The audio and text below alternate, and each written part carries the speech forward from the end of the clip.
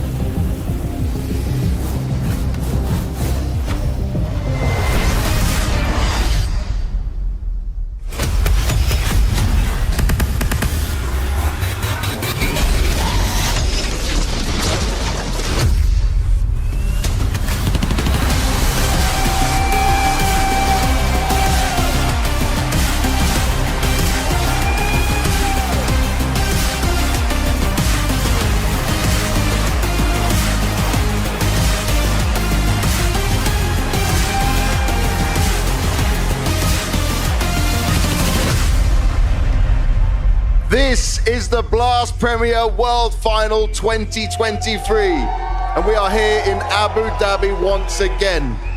These teams fought all year long to qualify at some of the biggest events, to gain points and find their place here to fight one final time for that trophy. Are you guys ready? Now, when we got here, some of the teams were not at their full strength. Some of the teams were limping coming into this. They're trying to change as we reach a new style and a new game. CS2 is here. Some teams got themselves prepared a little bit earlier than others. We quickly saw ENCE and Heroic fall down, followed by a G2 that looked like they might be able to make it, but it wasn't quite enough. Then we saw Cloud9. They bowed out with almost a lack of style, a lack of strength. But now we have our 4 teams ready to take to this stage. Are you with me, guys? These players are ready to take to the stage and give it their all. They're ready to fight one final time with hopes of lifting this trophy. So it's time to get the semi-final underway. Once again, FaZe are on the warpath. Seemingly unstoppable against any opponent who stands in their way. Let's go. Setting their sights firmly on reaching the grand finals. He's got the kit. My God, he can get it. Welcome to FaZe. Look at his hand, David, bro. The determination of Kerrigan and his team, with the addition of Frozen, has left all rivals set packing. Rain with clinical precision shuts out G2.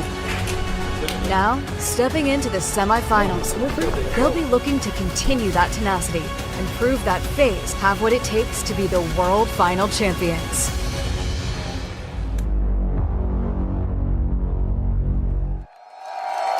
Taking their first steps with new addition Frozen and saying welcome to FaZe with their signature overtime wins.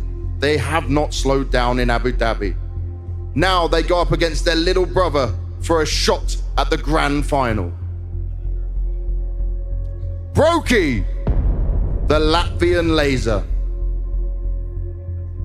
Rain, the architect. Kerrigan, the fearless leader. Frozen, the young veteran. Rops, the one with the game. This is FaZe Clan!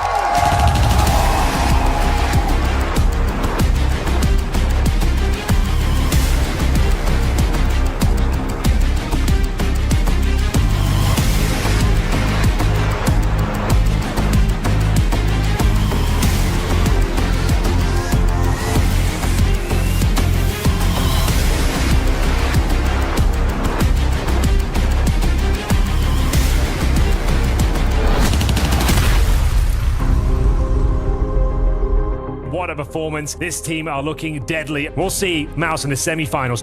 The semifinals beckon for MOUZ, with so much to prove to both themselves and their fans. Coming into the world final, Shui and team have defied expectations at almost every turn. Although their journey through the group stage was not always plain sailing, they were always able to keep their resolve and fight to the bitter end to earn their place amongst the final 4 teams. Demonstrating complete dominance against Cloud9 in the quarterfinals has proven they are here to shut down any who oppose them. Another step towards greatness. MOUZ are poised to seize glory, eager to prove their critics wrong and solidify themselves as world final champions. Coming into the world final with Brolan as a stand-in, they look strong with big smiles on their faces and the same confidence we always see. Now revenge is on their mind, but it will not be an easy task. Can it all come together at just the right time?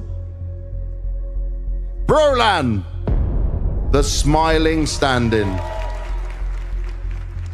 Torzi, the terrific AWPer.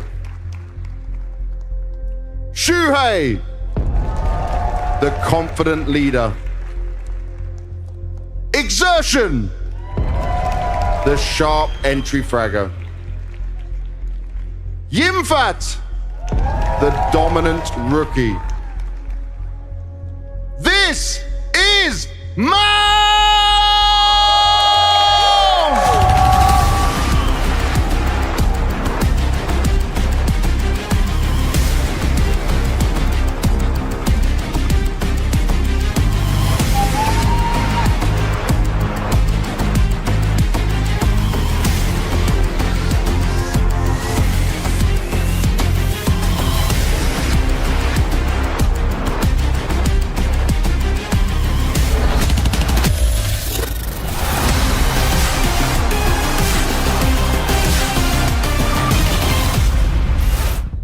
Hello, Abu Dhabi. Yes, indeed, it's semi-finals time, baby. And we have got one very special match to kick things off here in the arena. MOUZ taking on FaZe. No love lost between these two teams. My name is Henry G. Anders Bloom. You've got to be excited for this one. I've never been more ready, Henry. I can't wait to get into this game. There's so much story between the two. Frozen on the other side of the fence it's now. Icy dagger right between the shoulder blades of MOUZ. It's going to be such a compelling storyline, and we're kicking things off momentarily, ladies and gentlemen. What a game this is going to be as we get ready. It's my absolute pleasure to present to you the Blast Premier World Finals semis, live and direct from Abu Dhabi. MOUZ look to challenge the kings of Counter-Strike, the titans that are FaZe Clan. And with so many compelling storylines at play, it's almost impossible to recall who will be going towards that grand final.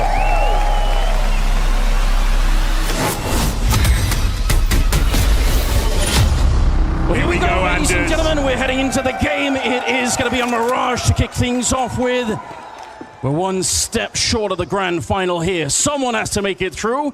And we're going to decide right here today who it'll be. FaZe starting on the CT side. MOUZ on the T side of things, and they are queuing up. All they need is for Jimfat to make his way down through the underpass, or maybe through middle, and I think they're going to be hitting this bomb side. In fact, they're sneaking out. Henry, no grenades, nothing thrown. Yeah, FaZe don't know this is happening yet. Here comes the grenades finally. You can see them in the sky in the back. They're going to be smoking off towards that connector. And Rain is biding his time, waiting to pop that USP, but he's missing the shots finally. Is he? Connection in the spin around. Here we go. A second kill for Rain.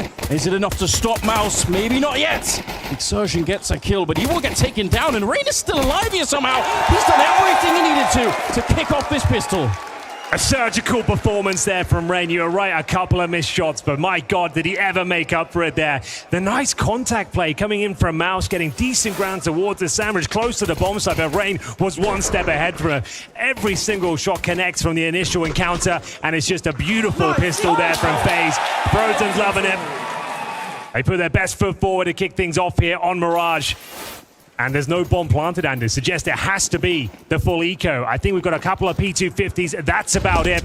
As you can see, FaZe preparing for the following round with rifles pretty much across the board, apart from Brokey, operating the MP9, and of course, trying to farm that money, baby. He's going towards the underpass. Once those frags towards top of middle, it's going to be Rops and Brokey opening things up in style. Clean sweep delivered there by FaZe Clan. 2-0, no problem. But that was the easy task. We know what's coming up next. Those AK-47 is going to be deadly, and they're going to have plenty of utility to deal with, seeing as they focus on those rifles in the second, sacrificing those grenades.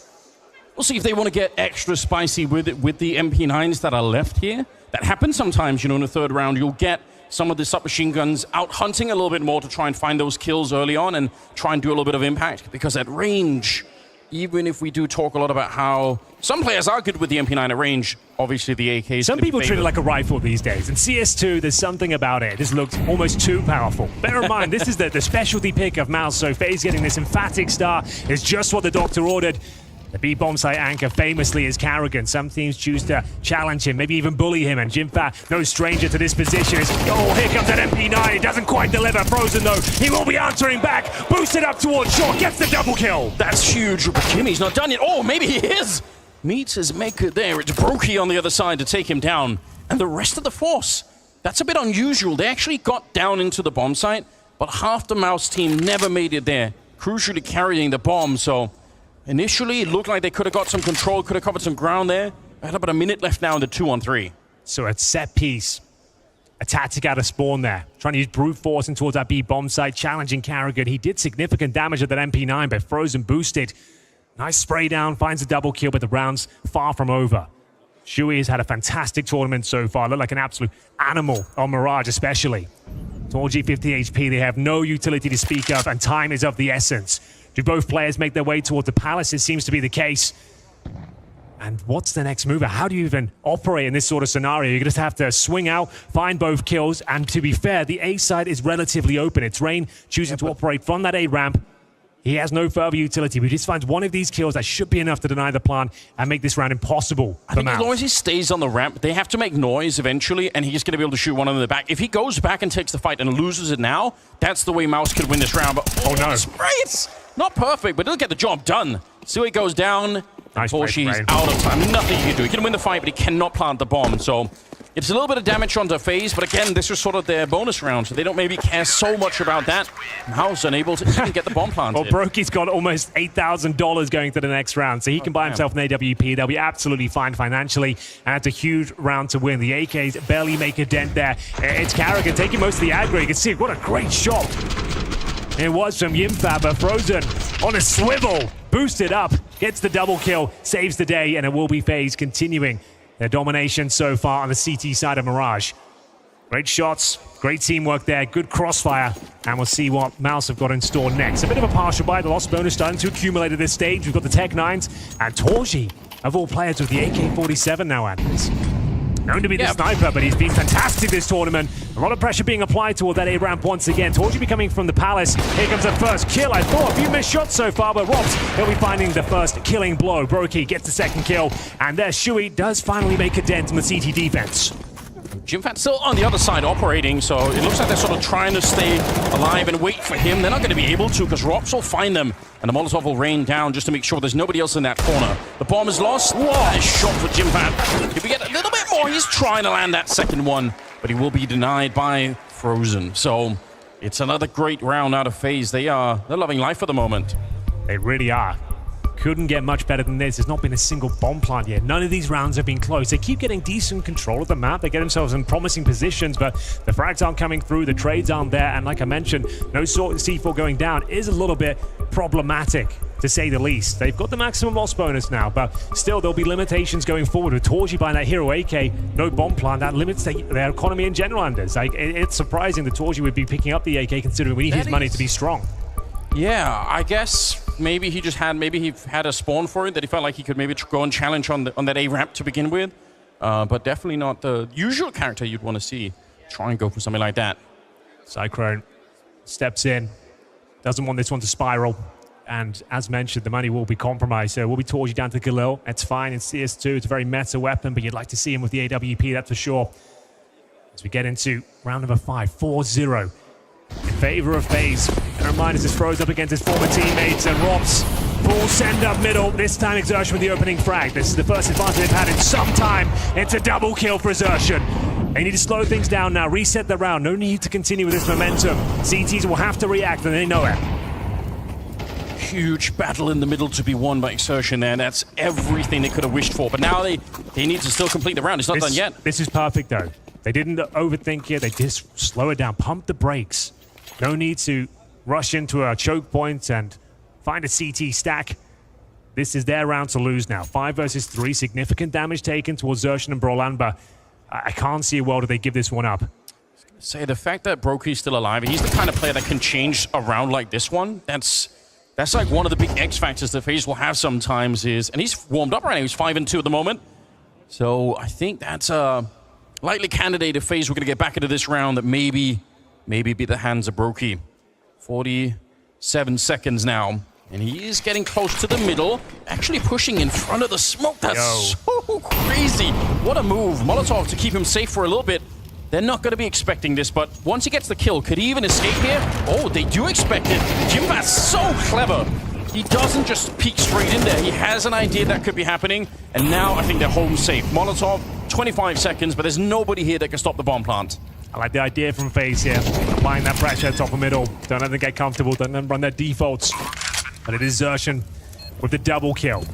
on through the smoke as well. 5 players surviving here. A sigh of relief. As soon as they take the timeout, Anders, they get a nice clean sweep.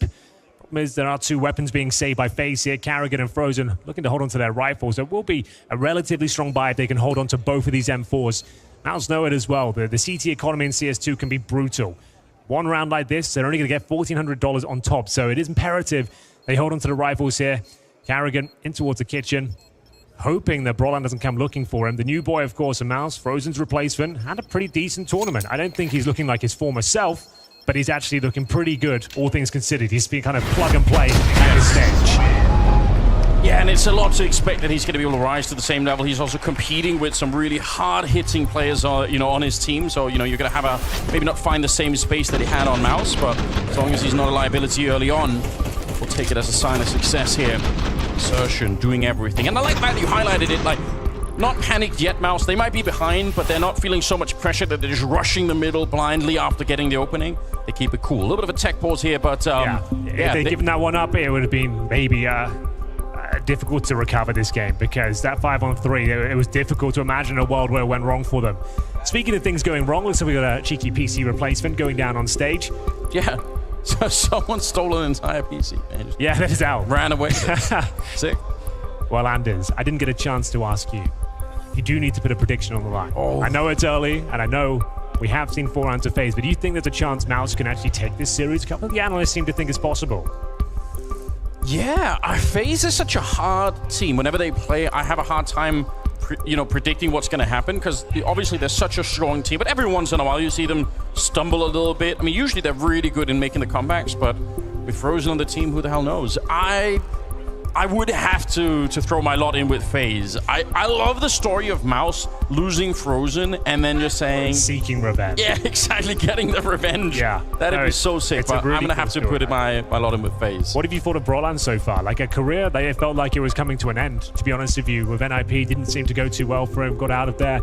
And now, like, actually returning to form, do you feel like he can go back to superstar levels? I really hope so. Like, I really hope so. There's so many people that have vouched for Brolan, especially in the Swedish scene, that I said that he is the next big thing in Swedish Counter-Strike.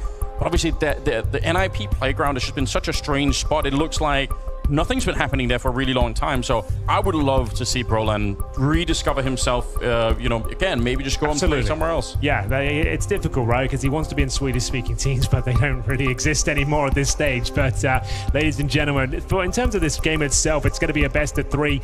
Mirage kick things off, of course, at the pick of MOUZ Sports. We've got Overpass up next, pick of FaZe, a very technical map, difficult for a team to actually challenge him at that sort of capacity. Then Nuke to close things out. I hope we see all 3 map standards, because it has been an epic tournament so far. Very interesting games and insane comebacks across the board.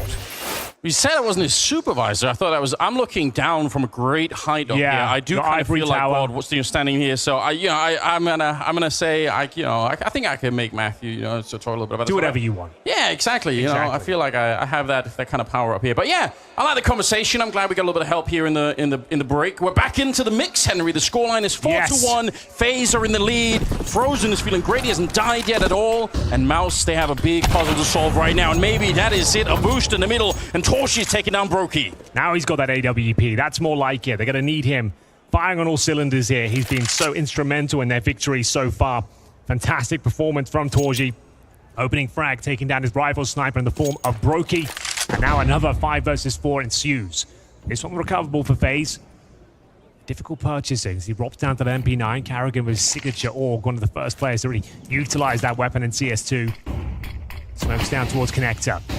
It looks to be an A split to finish things off. It may be an A execution. We've got 4 players making their way back towards the A round from Palace position. But Robs, bear in mind that MP9 tucking himself in. Utilizing his teammate in the form of Rain to potentially be baited in here. Here's a flashbang for Rain. He's going to go for the peek. There's so many people on the other side. I like the idea. You're down a man. You want to get the element of surprise in there. They're trying to flash their way through with the SMG.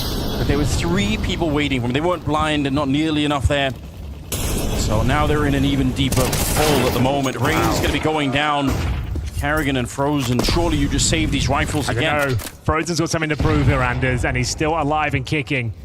Yet to die, 5-0. Might have to give this one up as the bomb's planted. Carrigan's been spotted and indeed dropped by Xerxan. Should be the double kill, but Frozen, the Immortal, continues to frag. Finally taken down. It's Shuey to close the round out. It's got to be an eco now.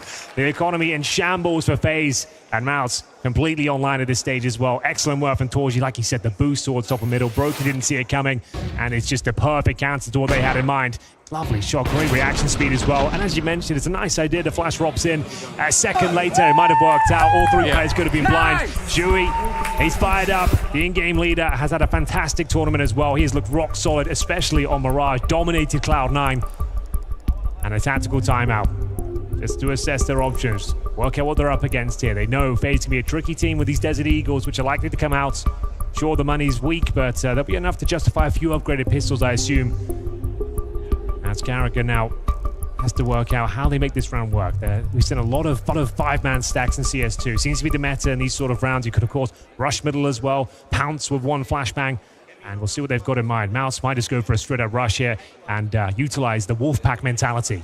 I kind of like the fact that MOUZ take the time out here, because this is a round that should be much easier, but they've also put in a lot of hard work to get to this position. You don't want to throw it away by, people just carelessly walking out into a bunch of Eagles. Or like you said, maybe some sort of pop flash in the middle. So just make sure Cyclone's really keeping them on a tight leash at the beginning of this game, and no one's getting away with anything here on the FaZe side. They're going to battle for this one.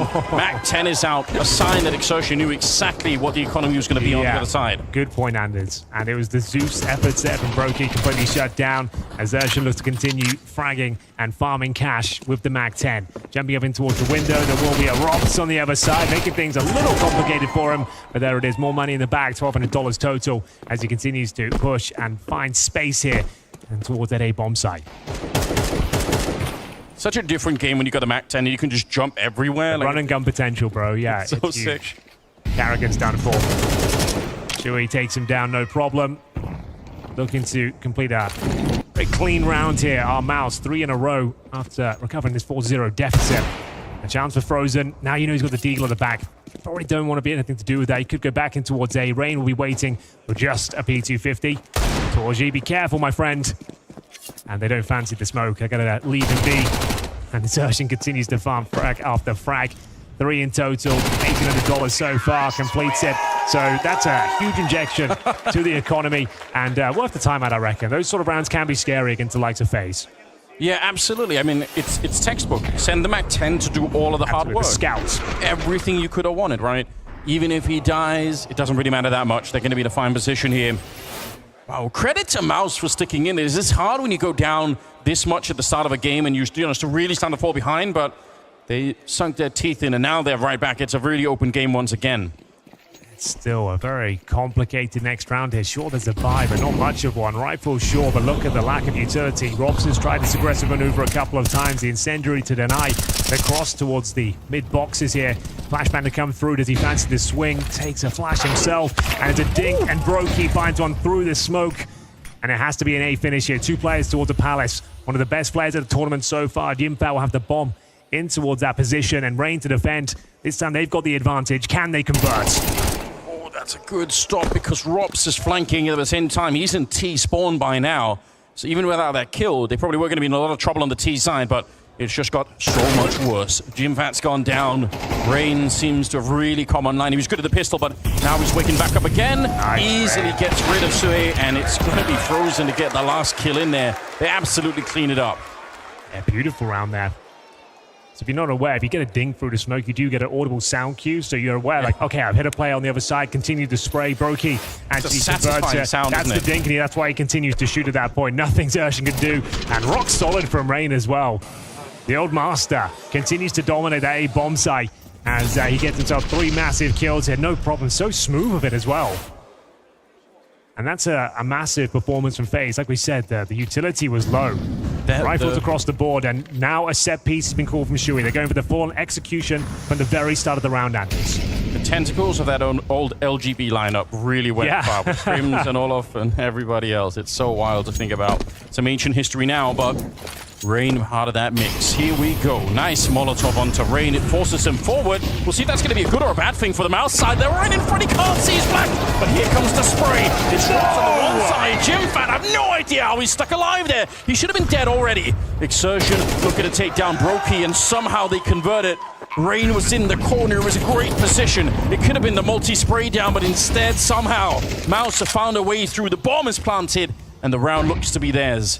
Yeah, very clean. Great call from Shuey here, and it could have gone either way. Rain certainly had the option to get a double kill there. Couldn't quite control the spray.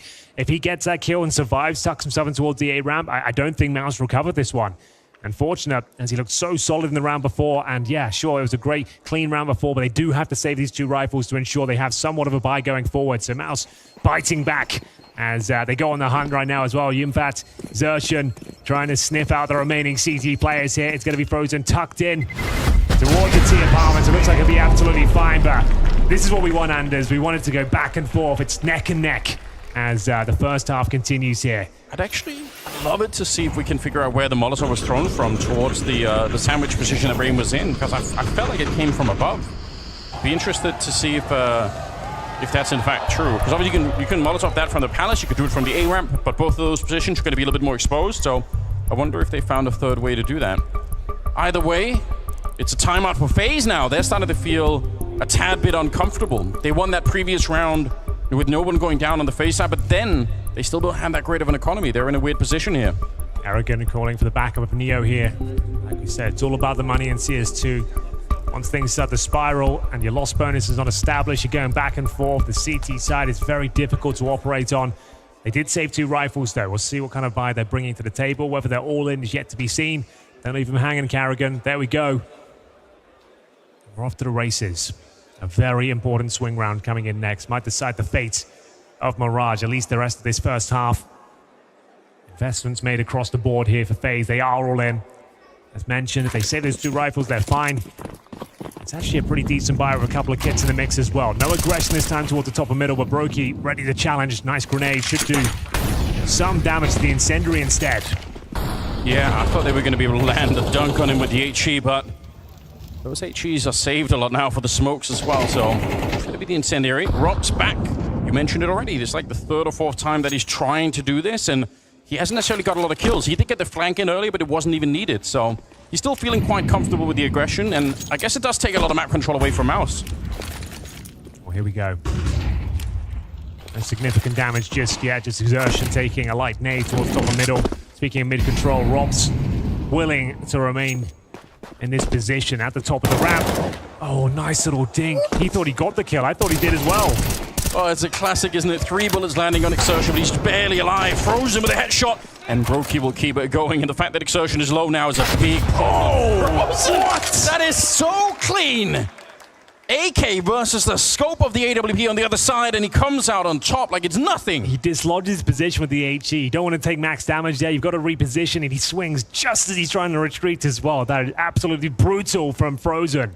And like we mentioned, Xertion tagged at the start of the round. Sure, he took Rops down, but he's now in a 4 versus 1 with 2 points of health. It looks like FaZe are going to take at least 50% of the round in his first half, their opponent's pick. MOUZ are an incredibly strong CT side there. We talk about Jimmy and that B-bomb side, Anders, like one of the world's best players in that position. It's an incredible luxury for MOUZ to have. We did bring it up last time we saw them play Mirage, and I'm sure that's going to be a factor here as well. It absolutely will be. Problem is he hasn't really got going yet. Got 4 and 6. Hasn't had one of his signature ridiculous moments as of yet. Oh, it'll come. I've no doubt about it. He's such a rock-solid player. This is interesting, though. FaZe taking the timeout just at the brink of bankruptcy, but they make it out of this round, so now they're feeling a little bit better. They almost all had $0 in the bank here, so yeah, they're skirting by just barely, FaZe. It could be a little bit of a disaster for them if they run out of cash in this particular round, but they're going to be fine with it. Frozen landing some banging shots. Yeah. Nice work for Frozen. Couple more rounds to go. 6-4. And he absolutely fine with his last 2 rounds for MOUZ. Brokey taking matters into his own hands. Robs will assist towards that underpass as well. 2 players in position. Frozen with a speculative spray. It's a lot more than he bargained for there. Torji with yet another opening frag. And Xertion, he's pouncing it towards that connector. The CT's locked out by that smoke. This could either be a sick play with a double position on another pass, you might not expect it, or it could backfire massively. Look at the Molotov out. Ooh, that could have been the catch. They should have been the kill. He still should be dead. They know that he's in that corner. Just a question of landing another grenade. They have a lot of Molotovs. They can burn him out from this one. But Rain, he's actually escaped a little bit. He's back into the shadow position. Torsi with a no-scope taking down Carrigan, who is on an adventure. And this round is falling apart quickly for the side of FaZe. Sue will take down Rain. And that's the A-bomb side lost completely.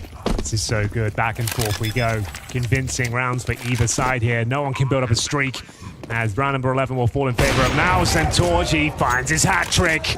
Starting to warm up into the semi-final now. 4 players survive, just Robs remains. Round number 12 around the corner. We might even burn out all the timeouts here in the first half. Like, there's another situation you have to discuss your options here, as if he doesn't save the weapon, they're in a lot of trouble. $700 to his name, and a guaranteed victory here for FaZe now, as Torji, he's not done just yet. He needs to be careful, though. If Rob takes him down and steals his orb into the next, this could be very problematic. Oh, it's not going to happen, though. He continues to find frag after frag. Pixel-perfect precision from Torji as he dominates round number 11.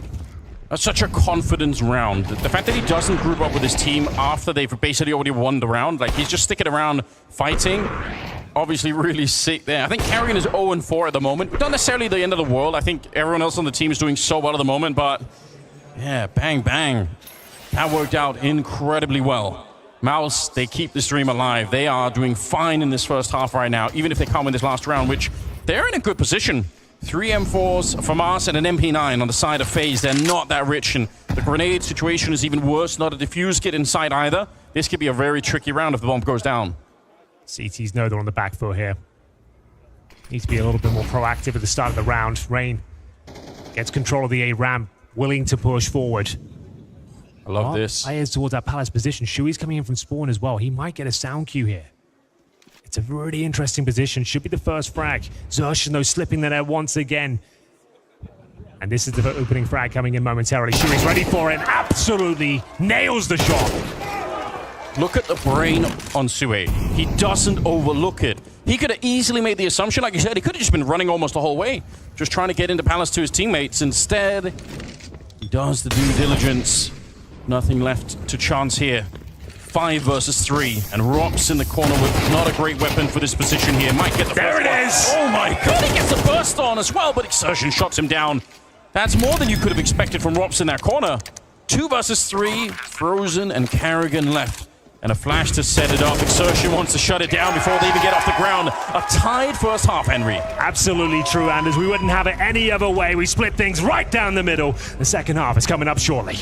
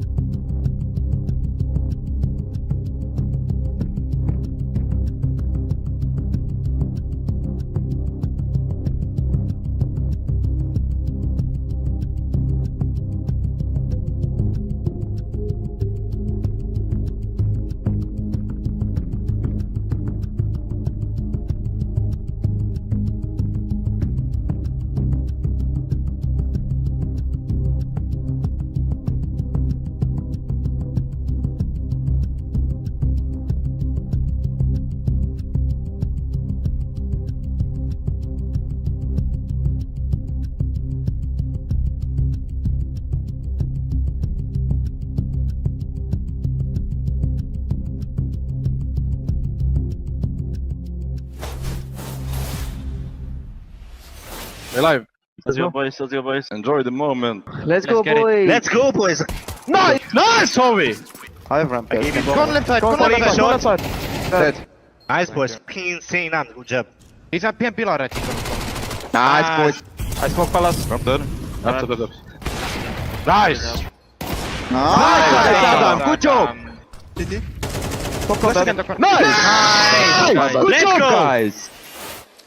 Let's go, boys. Ladies and gentlemen, I hope you're sitting comfortably. You might want to consider buckling your seatbelts as well. The Blast Premier World Finals 2023 semis are coming to a conclusion. Second half begins. We split things right down the middle. It's 6-6 as FaZe will swap over to the T side. And this is emphatic pace as Brolin opens things up with that P2000. Can FaZe respond? Oh dear, what a shot to begin the second half with. That's everything they could have wanted. The bomb is going to be planted really quickly. There's no defuse kit in play. There is a flashbang on Exertion. They're going to have to go quickly. They have 10 seconds to defuse this bomb with. That is no easy task. Out in the open, look at how the T's are just dispersing the bomb site. They're trying to stay far away. All they have to do is stop the defuse and they will win the round. Frozen with a good shot. He's going to pick up another one. Robs is cleaning up. It's Frozen with the triple. And it's MOUZ on top. He's on top in the second half. It's brilliant. Yeah, I really enjoyed that from FaZe. Nothing too technical, nothing too flashy to send everyone up that A ramp, cause chaos, and even after losing the first frag, once the bomb was planted, you're right, they surround it. Every single position is covered. Rob's patrolling middle. He takes down a couple of players. Frozen. It's so clean. It's very clean with the Glock. Huge round. And begs the question, do we see a force buy in the second? Well, we get a quick answer. Absolutely not. It's going to be a full eco here from the CTs. MOUZ will send 5 players towards the window here. Rain spots them and bravely goes through the smoke here. I think they'll answer back. Act-10 dropped, and now Carrigan needs to be very careful, my friend. This is going to get costly. They drop a couple of players. It's going to be one through the smoke. Torji will find the second kill. They've done pretty well here.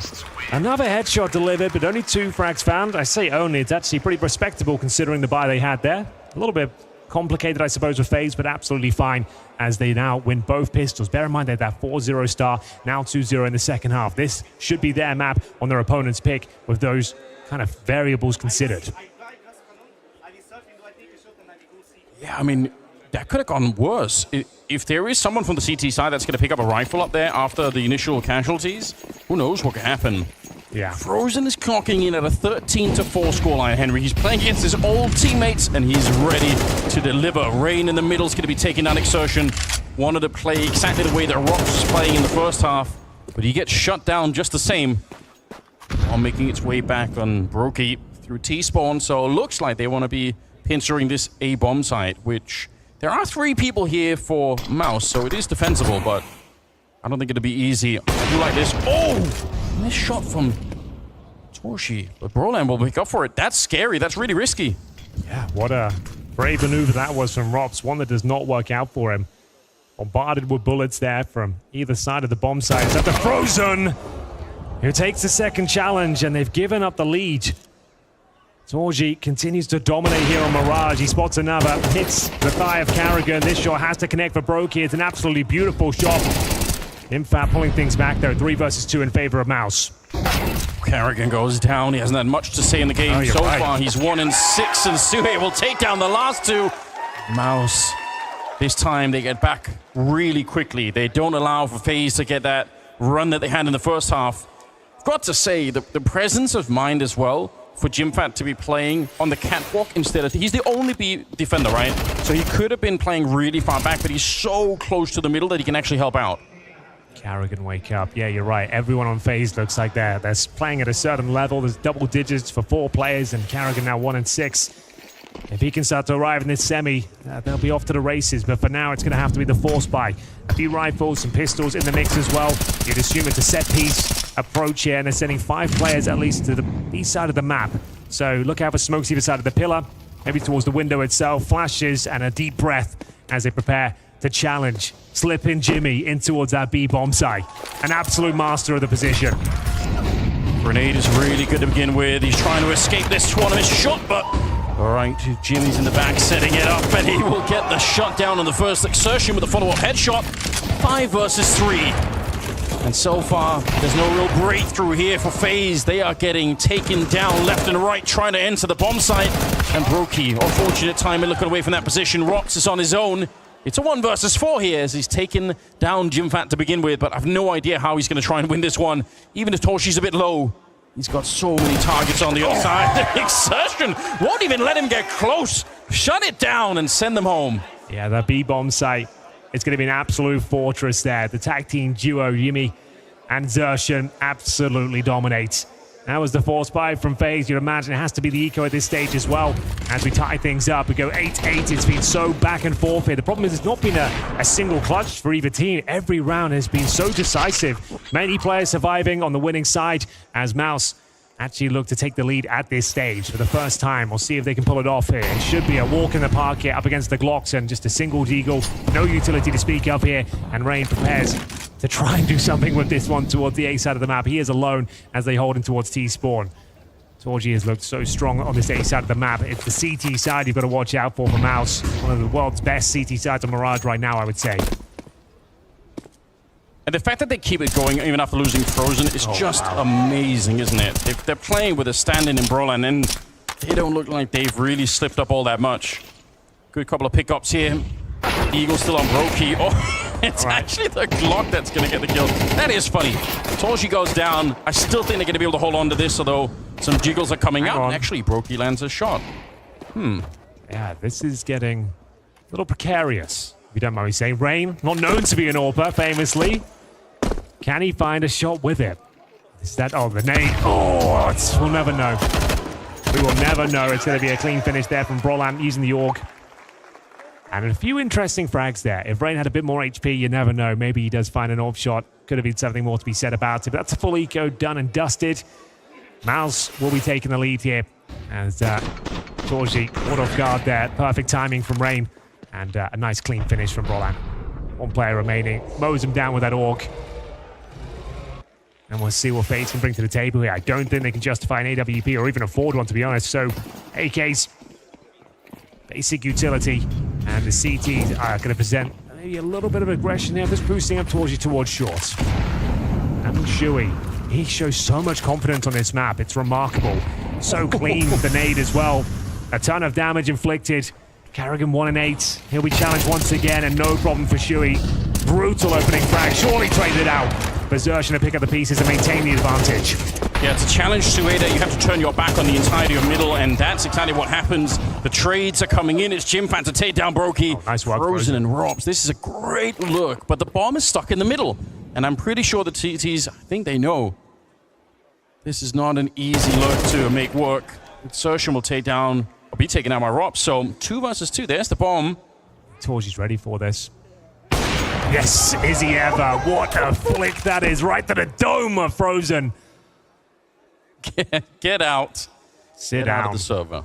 Yeah, 2-on-1. But these are the rounds Robs wins. Bear in mind, we are yet to see a clutch so far.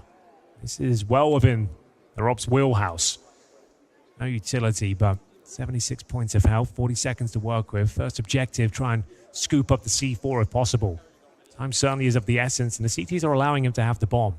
Obviously, he's not aware of that. Needs to check every crevice of this middle area. It's costing him a lot of time. He's burning through it now. 25 seconds remaining.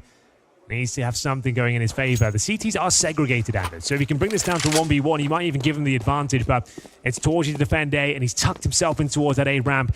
It's going to be very difficult to dig him out.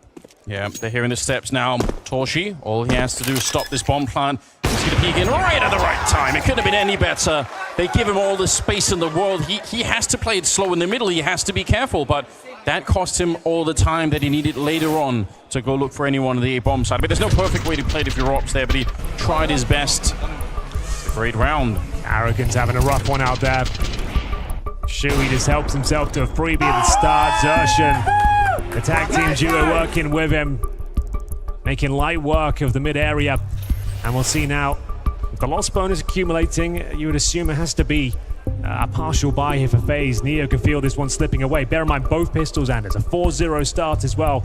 And then 2-0 in the second. To give this one up, it would be a disaster. And with one player not fragging whatsoever, begs the question as to whether he can even recover this map. It doesn't look like he's firing back at this point. Shui just had a bit of a freebie there at the start.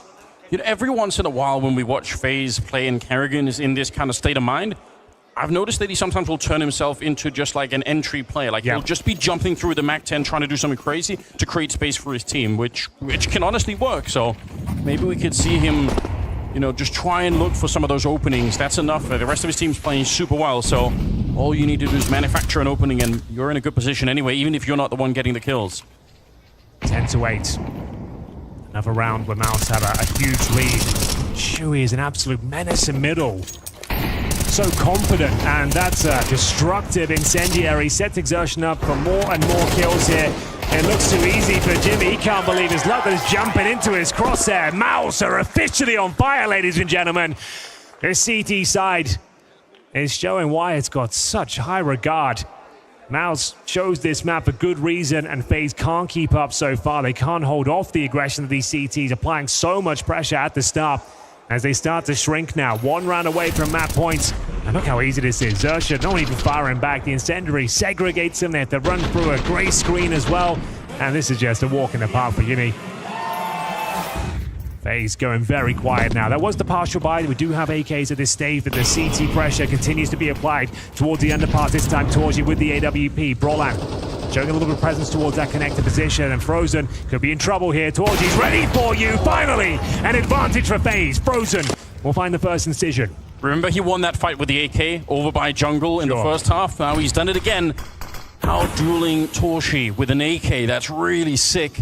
It must be frustrating if you're Torshi here to lose that fight, even though he's been playing well. 11-8. Bomb is dropped far back here. FaZe don't have to rush anything at the moment. Very much doing what MOUZ were doing at the start of it. When you get that opening, you slow it down, you allow for the CZs to make a mistake. And it looks like MOUZ are sort of grouped up towards the middle. Nobody's even on A or B.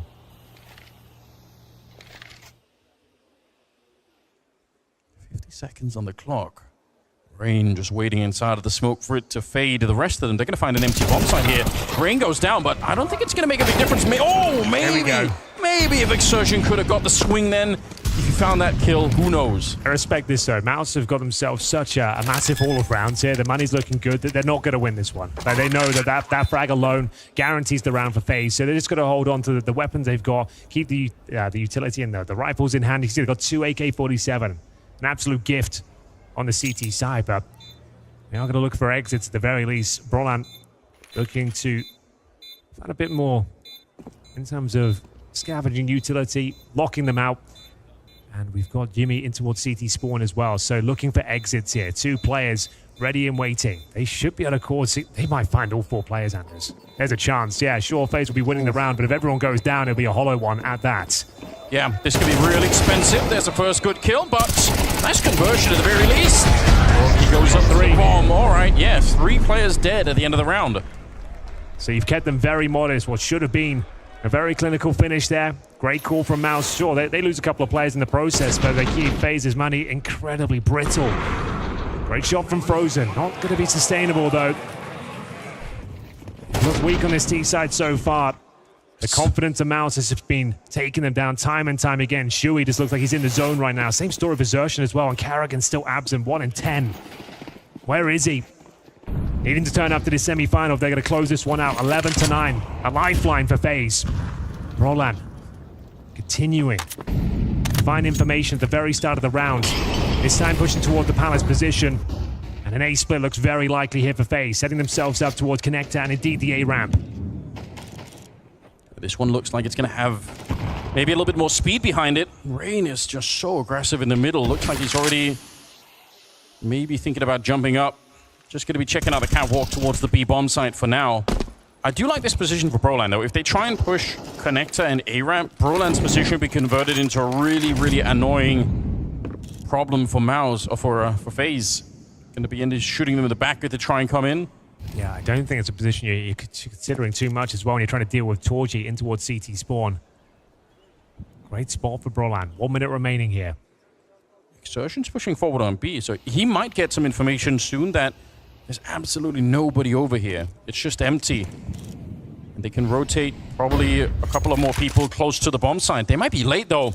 Torchi's going to be first point of contact. It's a strong headshot. If he gets some revenge against Frozen, that has to feel good. But like we said early on, the problem is Brolan up on the Palace here. How do you get control of the bomb side and maybe even the bomb planted here when he's still up there?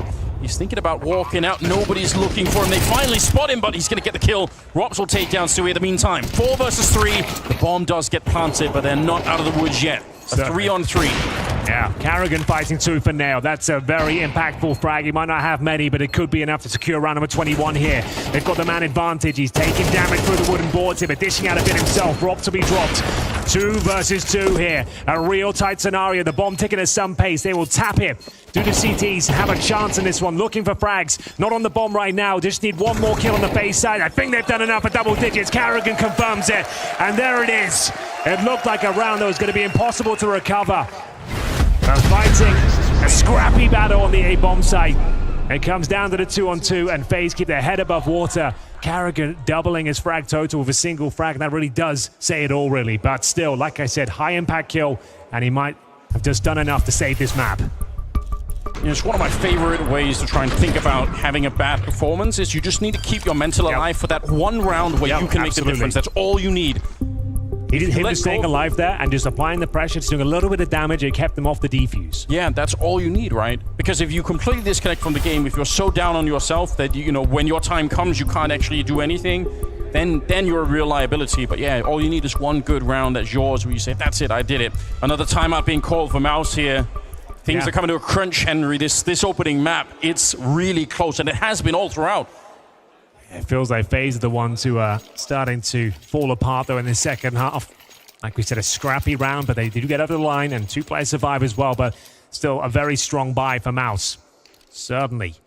A lot more work to be done here for FaZe. They try and tie things up. One more round for MOUZ will mean map points indeed, and they've been so difficult to deal with. Torji seems to be in a new position every single round, finding those opening picks. Now Brokey, he's got the AWP as well. Haven't seen many of these on the T side for him so far. 15 kills to his name. Great performance in general. You can see everyone on FaZe. 15, 14, 15, 14, and then just Carrigan. If he can just find a little bit of form towards the end, it'll be enough. Yeah, the odd man out for sure. Exertion on the other side with 20 kills. Yeah, he's been killing it, hasn't he? Absolutely beastly performance coming out from him. All right, they actually stopped the smoke a little bit. Yeah, they did. That could actually be a problem. Allows them more maneuverability in the middle. They can work around it. A clue to us watching with the minimap, the bomb making its way back through T-spawn. So maybe that's where they're going to gravitate to. The confidence from Brolan, it's like he's more than willing to take initial duels, find space on the map here, and another promising position as he sits at the bottom of the T steps right now. Brokey aware that prospect will be challenging. If he arrived a few seconds earlier, that frag would have been his, no problem. Brolan bravely swinging out. I think he gets this kill, but no, Frozen shuts it down. And Torji, the last defender on the A side right now, but what a tournament he's had so far. He'll find the first kill. Torji has to do it all right now. He's inside of the smoke. He knows they're coming up behind him. 25 seconds. One good kill of the right player here could actually stop the T side, but it won't happen. Rain patiently waiting. Molotov to block out the rest. There's nothing they can do here. Just try and escape, try and live through the round. FaZe absolutely confirming the tie up here, 11-11. They should go for the hunt. Yes. They know if they can win this round, the loss bonus is not established. Bear in mind, it was MOUZ that are on fire, right? So their loss bonus is going to be at $1,900 going into that next round. It'll be FaZe on the precipice of map points. A return to form here, looking much better in the dying stages here of Mirage. Good flashbang, but Rain not checking the corner. It might not matter. He still gets the frag! Oh, I think Sue wanted to escape. He wanted to try and delay getting that kill because he knows if he gets the kill, even if that works, he is exposed. The rest of the team can come find him, so he wanted to be really sneaky with it. But that's a quad kill for Rain to get FaZe to 11. I didn't even notice the economy, but you're all right. MOUZ is in a lot of trouble here. Yeah, like this is what we're all talking about in CS2. Like on the CT side, you have a huge streak, 1 or 2 rounds against you, and look at the world of trouble they're in, ladies and gentlemen. Deagles, no armor. And it looks like FaZe are likely to post map point first here. It's been back and forth to say the very least. The MOUZ finally humbled here. Setting up the MOUZ trap, looking to snare FaZe on the A-bomb side. 4 players ready and waiting. And it's Brokey. covering that connector. Brutal grenade, Exertion. He's great with the deagle, but without the Kevlar, he'll be taken down very quickly there by Frozen. Not that they know it yet, but that was the only defense at the B-bomb site. Sure. So they're still making their way there. Looks like they've done enough. Rain can hold the extremities. That's exactly what he's doing. Just a bit of a bodyguard in the middle of the map. He's spotting out one, but yeah, they're realizing. I think Frozen is checking out the B-bomb site, so best case now is probably they get this AK off of Rain and carry it into the next round. I don't think they can do more than that. Good shot. But again, the bomb is going to be planted. The round is definitely going to FaZe at this point. Torshi catching a stray bullet there. Oh my. Okay. They really don't want to give up the AK. Can't really blame them for it, but there is another one in play. Torshi surely going to be hunted down. Well, it's MOUZ after a stunning comeback here. Bear in mind, the recovery was required. They had huge deficits to recover in both halves, but they did such a great job setting up the fortress in that B-bomb side. Relentless aggression towards middle, palace, ramp. Confidence shown by Shui, but it will be map point for FaZe here. Absolutely confirmed as they hunt for Torji. They do not want this AK to be going into enemy hands going forward. He's got himself 20 points of health. Make it 0. That's a huge frag. And that means things are going to be tight going forward. It's a decent buy overall, but concessions to be made as averaging around $5,000. So we won't see all the kits. The AWP will be brought out as we get ready for what could be the final round. FaZe not taking any chances here, Anders. They want to talk about their game plan and work out how they put things together. Carrigan, sure, hasn't found many frags, but if he can piece things together here, make the right call to close this one out, all will be forgiven. It doesn't matter who the frag totals if you're winning the map. They get it over the line. Exactly right. Yeah, just get it over the line. And this is where he is going to be most valuable. He's got the experience. He knows how to close out games. It feels like overtime. It's so difficult to find that killing blow to take your opponent's pick. MOUZ known to be so strong on the CT side. And will they have the confidence still to take that push? Challenge top of middle and look to cause a nuisance for Team FaZe. Here we go. We're going to find out right now. No delay in it. AWP picked up on Torshi. They were able to afford that. That's critical. Couldn't carry over any of the AKs, but the M4s will have to do. And a little bit more conservative. We've seen Rain at the bottom of mid really early on in a lot of these rounds, just trying to take up that space, but he's staying a little bit further back. Carrigan coming up for the underpass. Frozen ready if someone was going to try and be aggressive there. You can see, Torji now, he's been so nimble around the map. Yeah.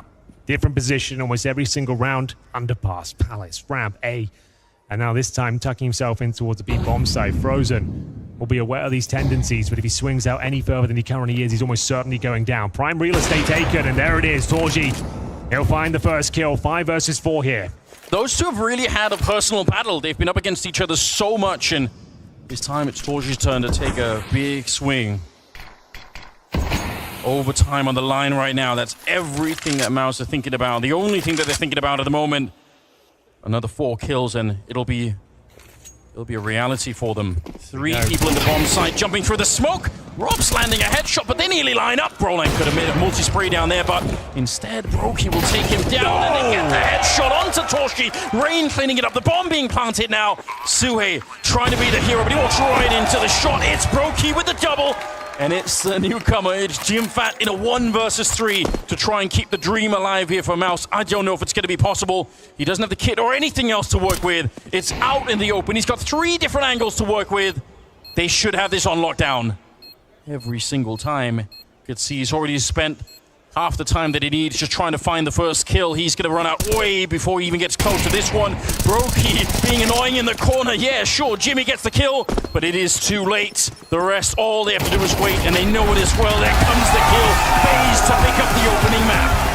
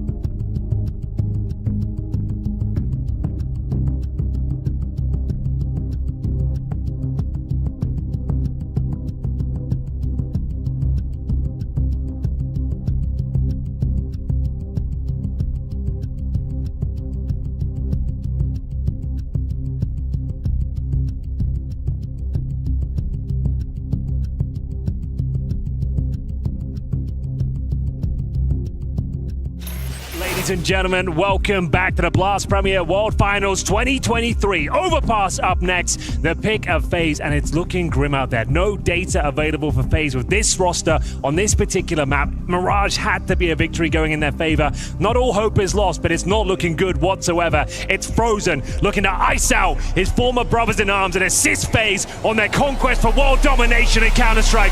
Abu Dhabi, give me everything you've got! Well, here we go, Henry. We're ready. We're getting into it. It is a second map. Semifinals. FaZe just one victory away from getting to the grand finals here in Abu Dhabi. And they are going to be in a good position. Starting on the T side here, we'll see what they can bring us. They got one smoke, a couple of flashbangs. Karrigan ready to set up his team as he did all throughout the first map. We'll see if he can do it again. MOUZ on the CT side. Look at it. Sui is already ready with the counter flashbang. In case anyone comes through, he's going to set up his teammates as well. One smoke, couple of flashes. You assume that smoke for heaven. Flashes to go through. Very important pistol here. Sets the tone for the rest of the game. And Torji continuing the good form in the first map. He finds the first, but he can't hold on. One more player towards the barrels. That's Zershan jumping around. It's going to be a knife attempt here. Rain, what are you up to? Zershan, he slipped the net. And this round is still wide open. They've lost track of him. Oh my God, Shui continuing to frag. 2 players remaining now. It's so messy out there. 2 versus 1, and Shui can still win the round. I can't believe what I just witnessed. So I tried, but the aim punch is too much. And it'll be the T side to pick it up first. All out madness to begin with. Henry, knives are out. He escaped through the smoke. It was almost enough. But even initially, the jumping bomb planter who could not be touched. He was dancing on the bomb side. Yeah, it wasn't pretty. If anything, it was quite ugly. But they do get it over the line eventually. Not the cleanest shots coming through from either side. But Robs to close things out there. It's a huge pistol for FaZe to find on the T-side campaign. It's fine. Everyone a bit drunk coming into the pistol round. Yeah, it seems that way, doesn't it? Full eco, I'm afraid. So 2-0 looking incredibly likely. The MAC-10 starting to make way through the connector. 3 players stacking towards long for MOUZ here. And this is actually kind of interesting. For some reason on Overpass, these sort of swings do seem to be problematic. It's Robso bravely looking to help himself in towards that B bomb site. Oh, that's nice from Rain. Good positioning. Got the rifle in hand as well. There should be no problem at this stage. Frozen will chime in for the second kill. Oh, Rob so aware. Not letting anything slip by in this particular round. Clean sweep. Sick. Bit of a bonus round coming up here. We've got MAC-10s, Galils. I'd assume something very fast-paced here. They need to be on high alert towards that B bomb site going forward here because, yes, there's a buy for MOUZ, but it's going to be rifles, bare bones utility. They won't have all the incendiaries, the defuse kits. If they get through with trades, especially the fact they've got to consider helmets here as well, and as they know they're up against Galils and MAC-10s, it's the grenades going to be lacking. So towards you, the AWP, no Kevlar, no grenades. Incendiaries missing on a couple of 3 players now. Very, very difficult round, especially against a high-flying FaZe who are going to be bringing a lot of speed and pace to this particular round. There's only 2 people with helmets on the CT side, so, you know, the Galils, the MAC-10s, they are going to be dangerous. We'll see if they can avoid the headshots here. Toshi's got the right idea, but I don't think they realize Rain is already this deep in. Look at that instant shutdown. No helmet on Brolan, sorry, and he just gets blown up. But a nice return. Toshi's able to catch Rain before he can escape. Still a 4-on-4, but this bomb site. On a map like Overpass, considering the context of the round now, there's almost no grenades. A 4-on-4 desperately favors FaZe. It does. CTs need to be proactive at this point, finding a bit of information elsewhere. They've read it relatively well. They've still got a bit of a stack over toward this side of the map, but what a brutal flash. Karrigan finding some form now in the semi-final. There's 2 massive kills. Can he get the third? You better believe he can! The in-game leader back on the server, it seems, as he manages to win the round almost single-handedly, Anders. Back in his element with the MAC-10. He gets more kills in that particular round than he did in the entirety of the first map. Not to rub it in, but still, he's back, baby. Yeah, who cares? They won the first map, and now still hunting for Torshi here is what they're doing. Rops is going to go down as well. I swear, Karrigan and Boomich, they have some sort of spiritual connection. Like, in-game leading with the MAC-10s, like, there's something about their playstyles that overlap a little bit. It is funny how that works out. Torshi looks like he's going to be able to save the EWP, so I guess that's good news. That's like a sign of life here for MOUZ, but FaZe, they are happy to lose 3 people in this round. Just win it. Oh, yeah, like we said, it would be something a little bit hoppy. That being fast paced, a couple of good flashbangs there. Carrigan helped himself to a couple of freebies. They were absolutely rocked by the flash. Getting an opening frag, you can see nothing could be done by Xerxan. Took a face full of it, and the third kill, no problem. Even with the helmet, Shui can't answer back. Carrigan got some pep in his step now. That's what he needed to revitalize himself in this semi-final, Anders, and he certainly delivers on all fronts here. A sigh of relief, but as you mentioned, the AWP being saved, and the form Torch is in right now, I don't think this round's a foregone conclusion. Sure, it's an eco otherwise, but this guy, he hasn't been missing much. Did he have the little rocks on his table? He did, yeah, the minerals, the gems. Did he have in the first map, though? Yes, he did. Okay, I was just, maybe they made a difference. Borshi taking up Frozen. Oh, and there's the CZ75 and Exertion. 2 kills going the way. And they've picked up the AWP as well, so now double AWPing with no investment into the round really here for MOUZ. If they can steal this one away, Henry, my God, what a difference to be to MOUZ. They absolutely need a strong start here, and they're in the right position for it. Jimfat's taking a kill, and a lot of damage. Rain could have gone down then, but still, they know where he is, and they should be able to read what's coming next. This is not a done deal yet. Even in the 2-on-5 here, they're not out of the woods yet on the MOUZ side. This is exactly what MOUZ needed. An opening frag from Torji, a pounce on the advantage, and now they've got themselves a winning scenario. Xerxan making that secondary AWP work, and Carrigan left in a 4 versus 1, almost no chance of winning it. Might be able to deny the secondary AWP at the very least. Torji goes down. Oh, bear in mind they have no Kevlar. He can still do something with this. What a round it would be to recover. Bomb is actually on his back as well. Carrigan makes his way towards long. They're assuming he's going to be going back in towards the B bomb site. Imagine if he misses this shot, there's a chance, but pixel perfect precision from Xerxan there. It's a huge round to take away there. Maybe a little bit sloppy from FaZe at the fact the AWP's in play and you're challenging tight choke points with 1 player available, no trade potential, and Torji manages to keep the dream alive here on Overpass. That could have spiraled. There's still plenty of money, of course, here for FaZe, but a great return to form as Xerxan, that secondary AWP, closes out the round.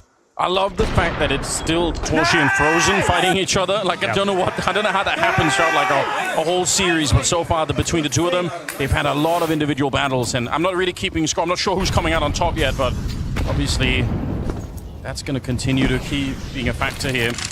Frozen trying to set himself up, playing it solo towards the connector in the middle.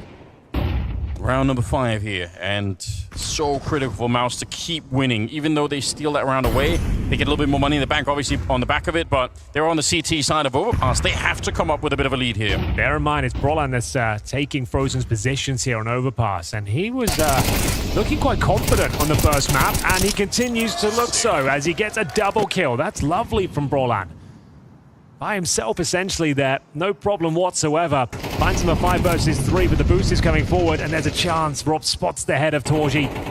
Holds patiently, doesn't want to squander the opportunity. He knows they'll have to fall back at some point here, but the CTs just digging themselves in towards the bomb site. 3 players still here. No one has to peek. No one has to hunt for information. They just need to hold on to their crossfires if possible. Whatever you do, Xerxan, don't jump. That would be bad. Oh, the timing is just on the edge of my seat here as Torshi nearly walked back into it. But you know what? It's costing them time. Time that they don't have really on the FaZe side of things. 30 seconds left here. And now they finally have to get rid of the boost. I'm not sure there's anything they can do with this one, Anders. Doesn't feel like it. They've got no nades, a 5-on-3, no real footing on the map whatsoever. They might just have to save the 3 AK-47s. Looks to be the case, as it's just Brolan, like I said, kind of big boots to fill as well. Frozen's position, one of the most important positions on the map. The A-side rifler, he hits a beautiful double kill there, and Rain was none the wiser. He gets away with it, 5 players surviving here, but we do have 3 for FaZe as well. It was sick because I think they were setting up a flash to peek Brolan, and he actually gets the first kill as the flash is in the air. So it's possible that if he'd stuck back a little bit further, he would have been flashed and killed instead.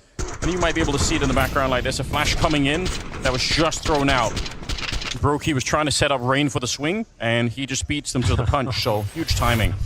Yeah, timing, the operative word there for sure. Tactical timeout. FaZe squandering what could have been a magnificent run here in the first half. Up against an AWP and pistols, they give it up. And now a couple of rounds against it. 3 AK saved, but that means those 3 AK players will get no further money coming into the following round here. So, yeah, definitely worth the tactical timeout. Both teams locked in. It's MOUZ that we have no data on. With this particular roster, they haven't even played Overpass yet. So, Brolan actually stepping up in that first gun round and looking to prove himself here. Has delivered on all fronts as we get ready for the action to continue.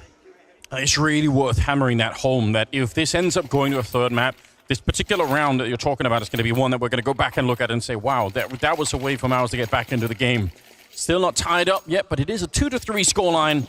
And the money not looking great at the moment for FaZe. They're going to be kind of almost half forcing into the round. Obviously, they do save the AKs, but they buy armor on Brokey and Rain to pick up the AKs if anything happens. So they do spend every single dollar that they've got. Carrigan is gone. That's just an HE that lands right on top of the spray behind it. And it works perfectly. All the damage there from Xerxes, no assist required. He's used this opportunity to get some prime real estate under his remit. Oh, this is looking beautiful for him as well. Vulnerable to the flash, but giving up his position here, taking heavy damage. He dishes out some himself.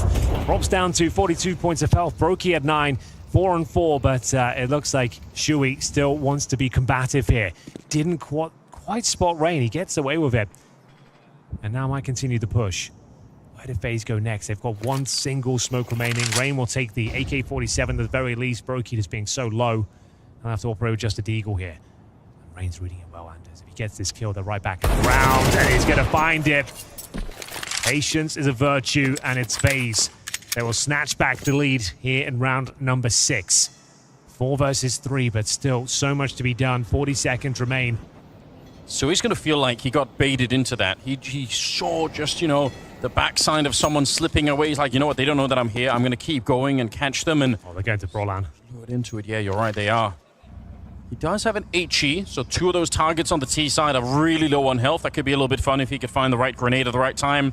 But even worse, speaking of time, 17 seconds left. So this is going to be just an all-out stomp to the bomb side. No slowing it down. They just have to rush him in, get the kill instantly, and get the bomb planted. Frozen is dropped, and that's the bomb on the ground. Oh my God! It's Brolan with an insane transfer. He keeps it going. It's a quad kill. He saved his team. Doubters in shambles. Brolan is delivering on all fronts here on Overpass. What a magnificent display of skill there with the AK-47. I was about to say he needs at least one here, and he takes every single FaZe member down. Huge quad kill here with the AK-47. Brilliant transfer and a stunning finish. As there's no bomb planted, it will be MOUZ to tie things up. Maybe there is something to be said about this second map.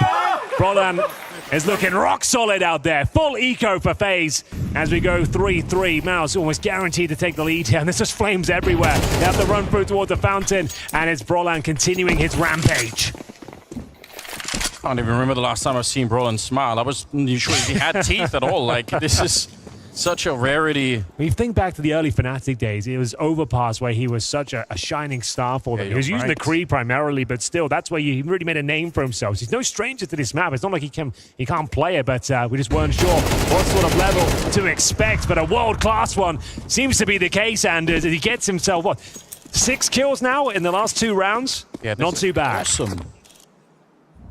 I mean, the pressure's really off when you're a stand-in, and he's living up to the hype right now, recovering some of the shine that was around him when he was in the Swedish scene. And it wasn't for nothing. It wasn't just overhyped. Like, he really is a strong player. But it's been hard to show that through all of the mix of it. I think Jacob brought it up, like, on the desk, how much back and forth there's been in that NIP lineup with roster changes and with positional changes and just all kinds of madness here. Hello. Robs is obviously dead, one way or another here. He's gonna have to pull the trigger. It would have been nice to go with the knife, but in arena games, that's a risky maneuver. Yeah, we can't throw the knives yet. Not yet. Yeah, it's coming soon, I'm sure. There it is. That was the full eco for FaZe. Not really much to report. Nothing to write home about. Yeah, but we have to tie it back still to that round with the single AWP, right? Like, this is the rippling effect from that one round. Absolutely. Still. They haven't recovered since. That's now going to be 4 rounds in a row. MOUZ looking solid on their CT side. We've been saying that all tournament long. They set up the fortress. It's difficult to penetrate. And they've got AK-47s in their ranks as well. Xerxes and Brolan doing a great job with those rifles. So much damage taken at the start. Torji, always a thorn in their side. He seems to be everywhere on the map. It was Brolan that was patrolling the fountain position before, but now the AWP has been tagged in. A little bit of a jump there, just to try and get some information. Rain going to be calling it into his teammates, saying, yeah, someone was definitely out there. Dangerous position for Suhe here to get flashed, but he's trusting Torshi to hit the shot if that actually comes through. So we'll see. A lot of pop flashes to throw in here. They're going to be molotoving out the tree to begin with. He's trying to play that anti-flash position, and Torshi was flashed as well, so the little setup they had doesn't really work out, but maybe it's fine anyway. Broki's out. It's Rain! Yeah. Norwegian AK taking down Torshi. What a shot that is. And in the meantime, Frozen in the middle towards Connector, taking down Brolan. When it rains, it pours. 2 beautiful headshots there. I can't believe he had the audacity to take the second challenge and come out on top as well. A lot of work to be done, though. Not a foregone conclusion. This one is not set in stone. As we'll see, Rain continues to push. It's a pretty underwhelming smoke. He still has vision. He'll probably continue the push here. So Rain residing at A as his teammates get ready towards B. He has managed to puncture the smoke, at least sitting inside it for now. And both CTs are here. Like I said, this round's not over. They can still pull this one back. 20 seconds. Yeah, they're pushing the bomb side where the last 2 CTs actually are, but Exertion here, if he get this kill and stop the bomb, it's not going to be possible. Frozen, a triple for him. He was lights out in the opening map, and he started to get warmed up once again here on Overpass, which is terrible news for MOUZ, obviously. Game is tied up one more time. Yeah, back to their winning ways after giving up 4 in a row, courtesy of a stunning Rain sequence here. It was looking so good. That flashbang just to find his initial kill. The protection of the rock keeps him alive. Broky gets dropped, but then, wow, Torshi, face full of lead there. Frozen to close things out. Beautiful finish, and the money still absolutely fine here. One more buy, I would say, in the bag, as MOUZ will present another strong setup. Trying to run the gauntlet on both sides of the CTs that will have short control here. Controlling the water. Looking to maybe get some info, and Torshi, like we said, he is in a different position every single time. He's been finding these opening frags left, right, and center, to say the very least. Cannot be understated his impact he's had so far on these CT sides. Yeah, definitely keeping them above water in a bunch of rounds. See if he could do it again. Of course, it's Frozen on the other side. I don't know what it is. Some sort of magnetic connection between those 2 players at the moment, trying to find each other across the map. It's Frozen. He put under a lot of pressure there, and he's actually afraid that they're going to run him down, so he'll put down the Molotov. There's fire everywhere. Grenades raining in. They're just exchanging them. Flashes coming out now. And Brolan trying to crouch in. He's going to get the kill on Rain. They'll get Torshi. They'll get Frozen as well. And it's Torshi to find it. It had to be 3 versus 5. And if they can just fall back from this, they don't have to keep fighting, then they're going to be fine in the round. Arrogant trying to weave through the smoke, but it's Xertion 1 step ahead of him. This is looking like a world-class CT side, I have to say. Applying so much pressure, not allowing FaZe to get comfortable in any stretch of the imagination now. 5 versus 2. This will rupture the offense. The money will be very low going forward. It's up to Broky and Rops. A tag team duo that is formidable, to say the very least, but so much to do. 15 seconds remaining. I think they might have to save. They had to before. They saved the 3 AKs, and yeah, you're right. No way to get into the bomb site and get the bomb planted, so MOUZ will take another round. They don't lose anybody on the CT side, which will be great news for them. Torshi and Brolan, Exertion getting the last kill there on Carrigan. They're feeling it. Frozen. Absolutely melted here. Double Molotov. He did everything he could to try and stay alive. He absolutely did, yeah. They knew exactly where he was.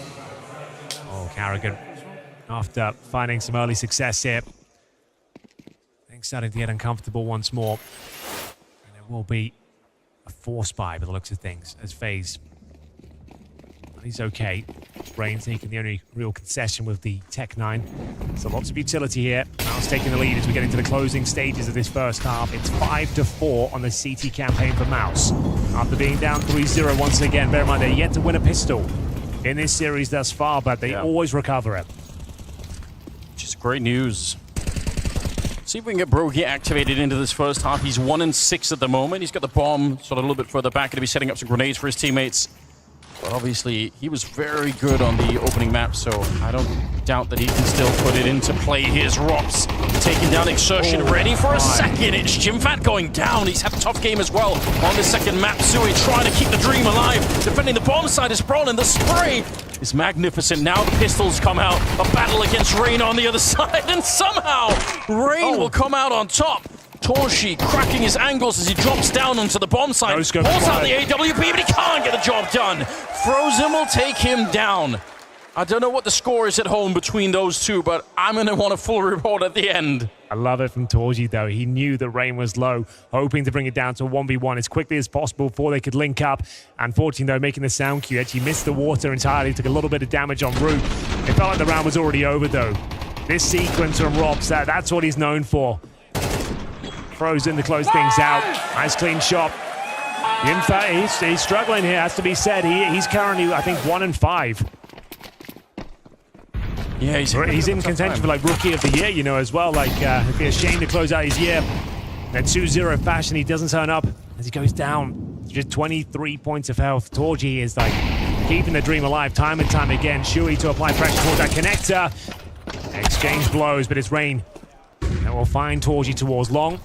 Sendry will push Robs back. Don't think Torji saw that Rain had pushed that forward into the playground. I think he was scoped up on the other side, not ever looking for it. So that's Rain, I think winning that fight just based on the mobility. Like early on, he's so far forward that the CT AWPer is not ready for it. That's pretty sick.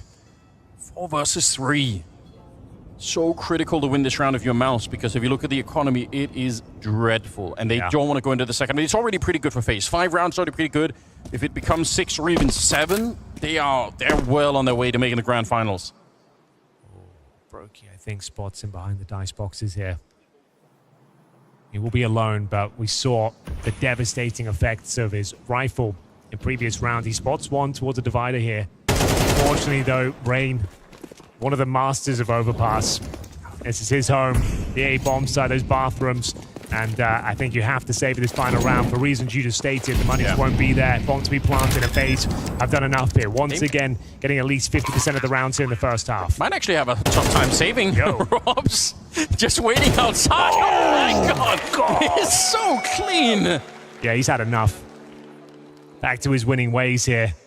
Brutal aim. You ever seen anything like it? Every shot just so precise, time and time again.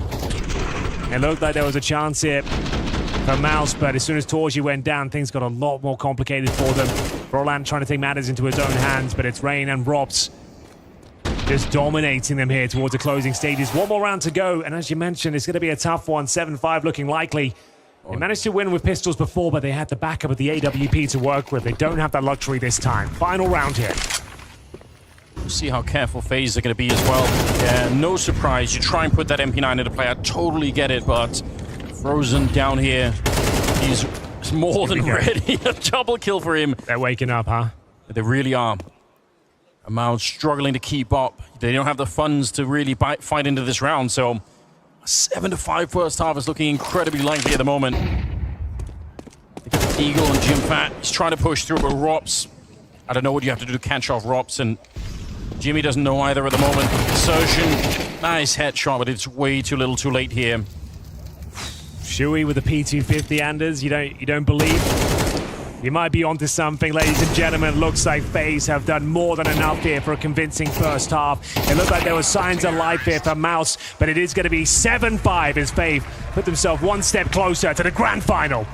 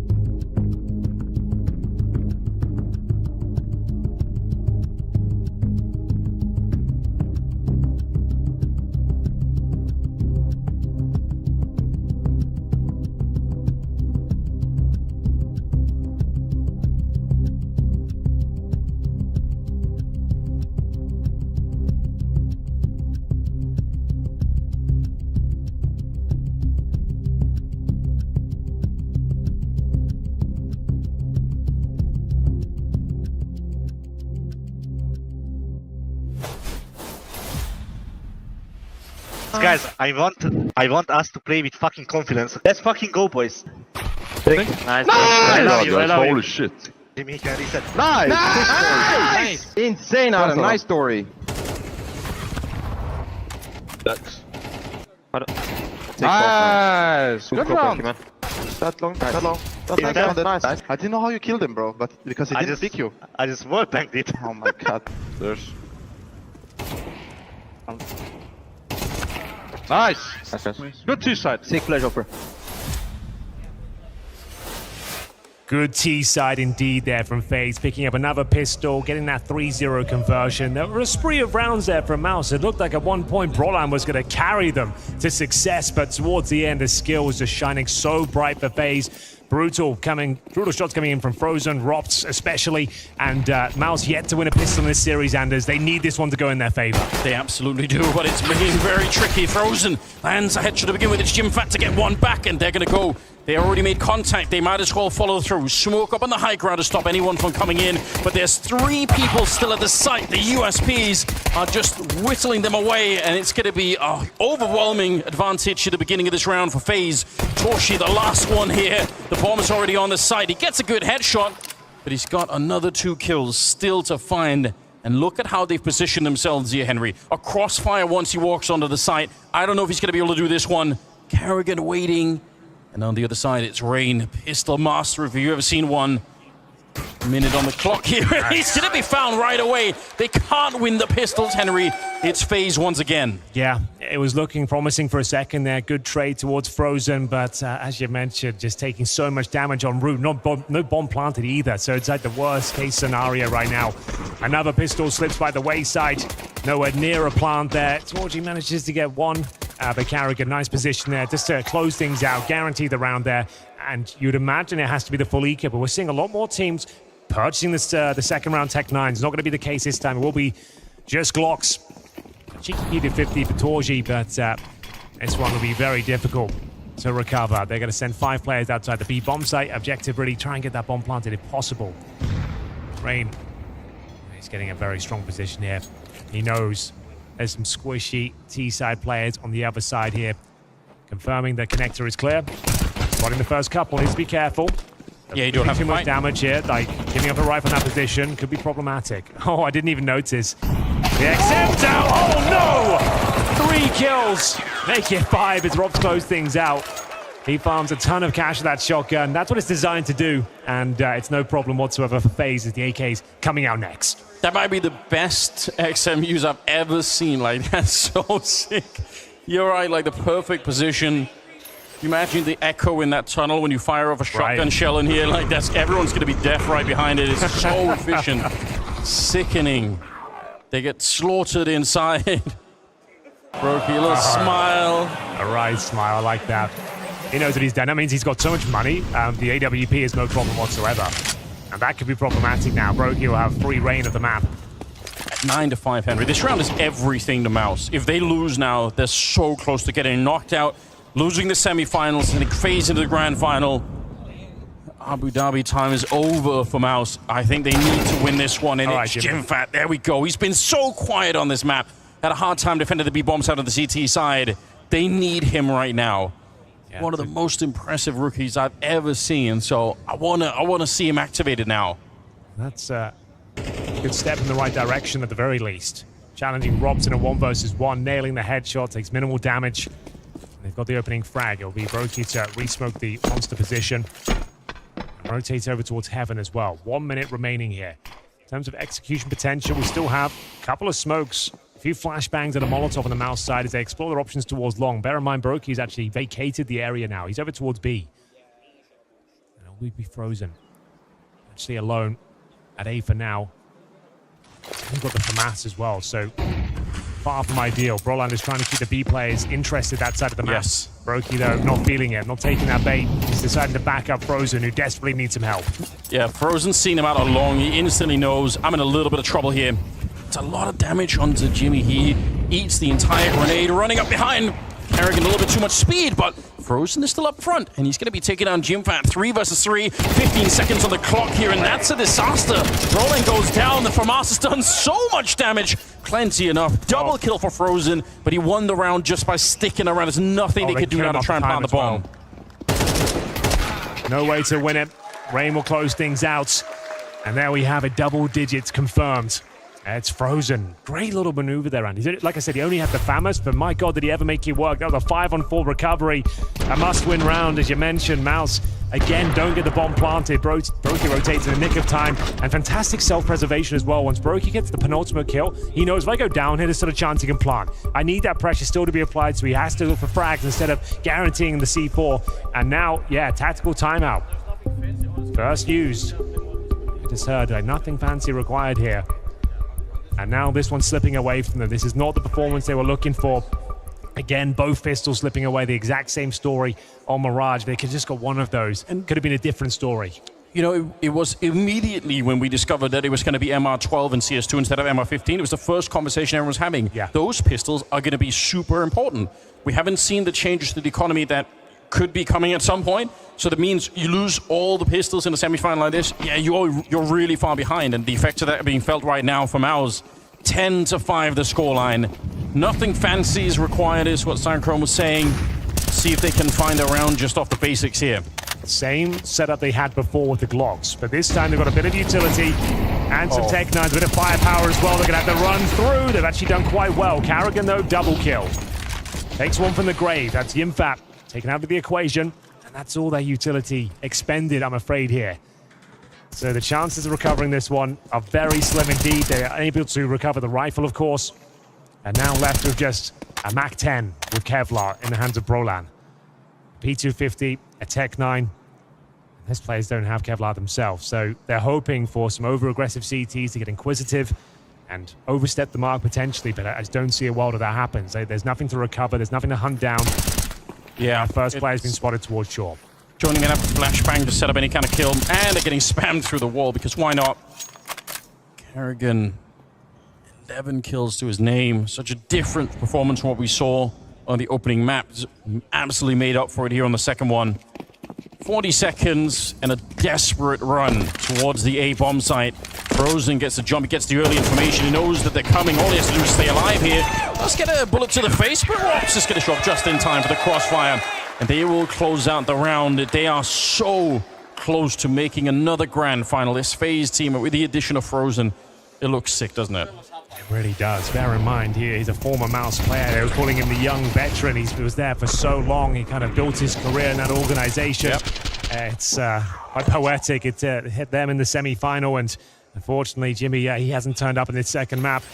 Running out of time and space as they do prepare for another gun round here, but it has to be perfect from here on out. FaZe just need one more round, the series, and indeed grand final points.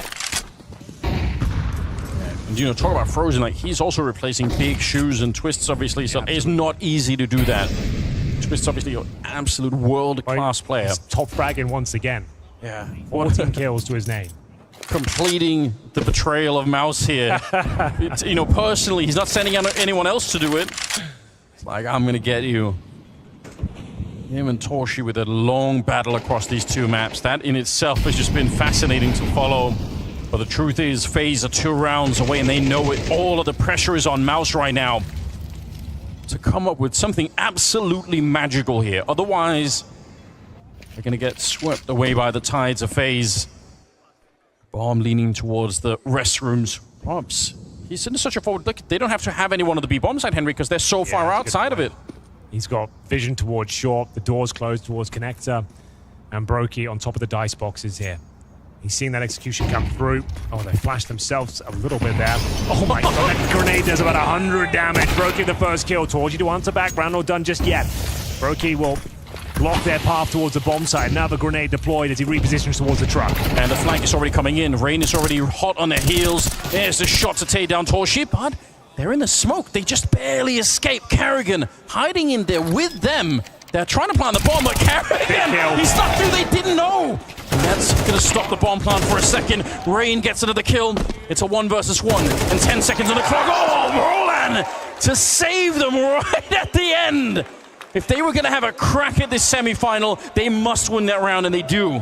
Oh, comes down to that 1 versus 1. A scary prospect up against Rops as well. He had 66 points of health. Brolan sniffs him after taking that bomb of a grenade there towards the divider, but it is Brolan finding the final kill here, looking up, seeing who's up against it. It's Rops. He knew he'd be on the flank, and they do keep their head above water, but bear in mind that is one player surviving. They need to get 32.50 per player going into this next round. Money is tight on either side. It's a compromise buy. You can see Galils are out in full force here, only a couple of AK-47s. The orb was not recovered.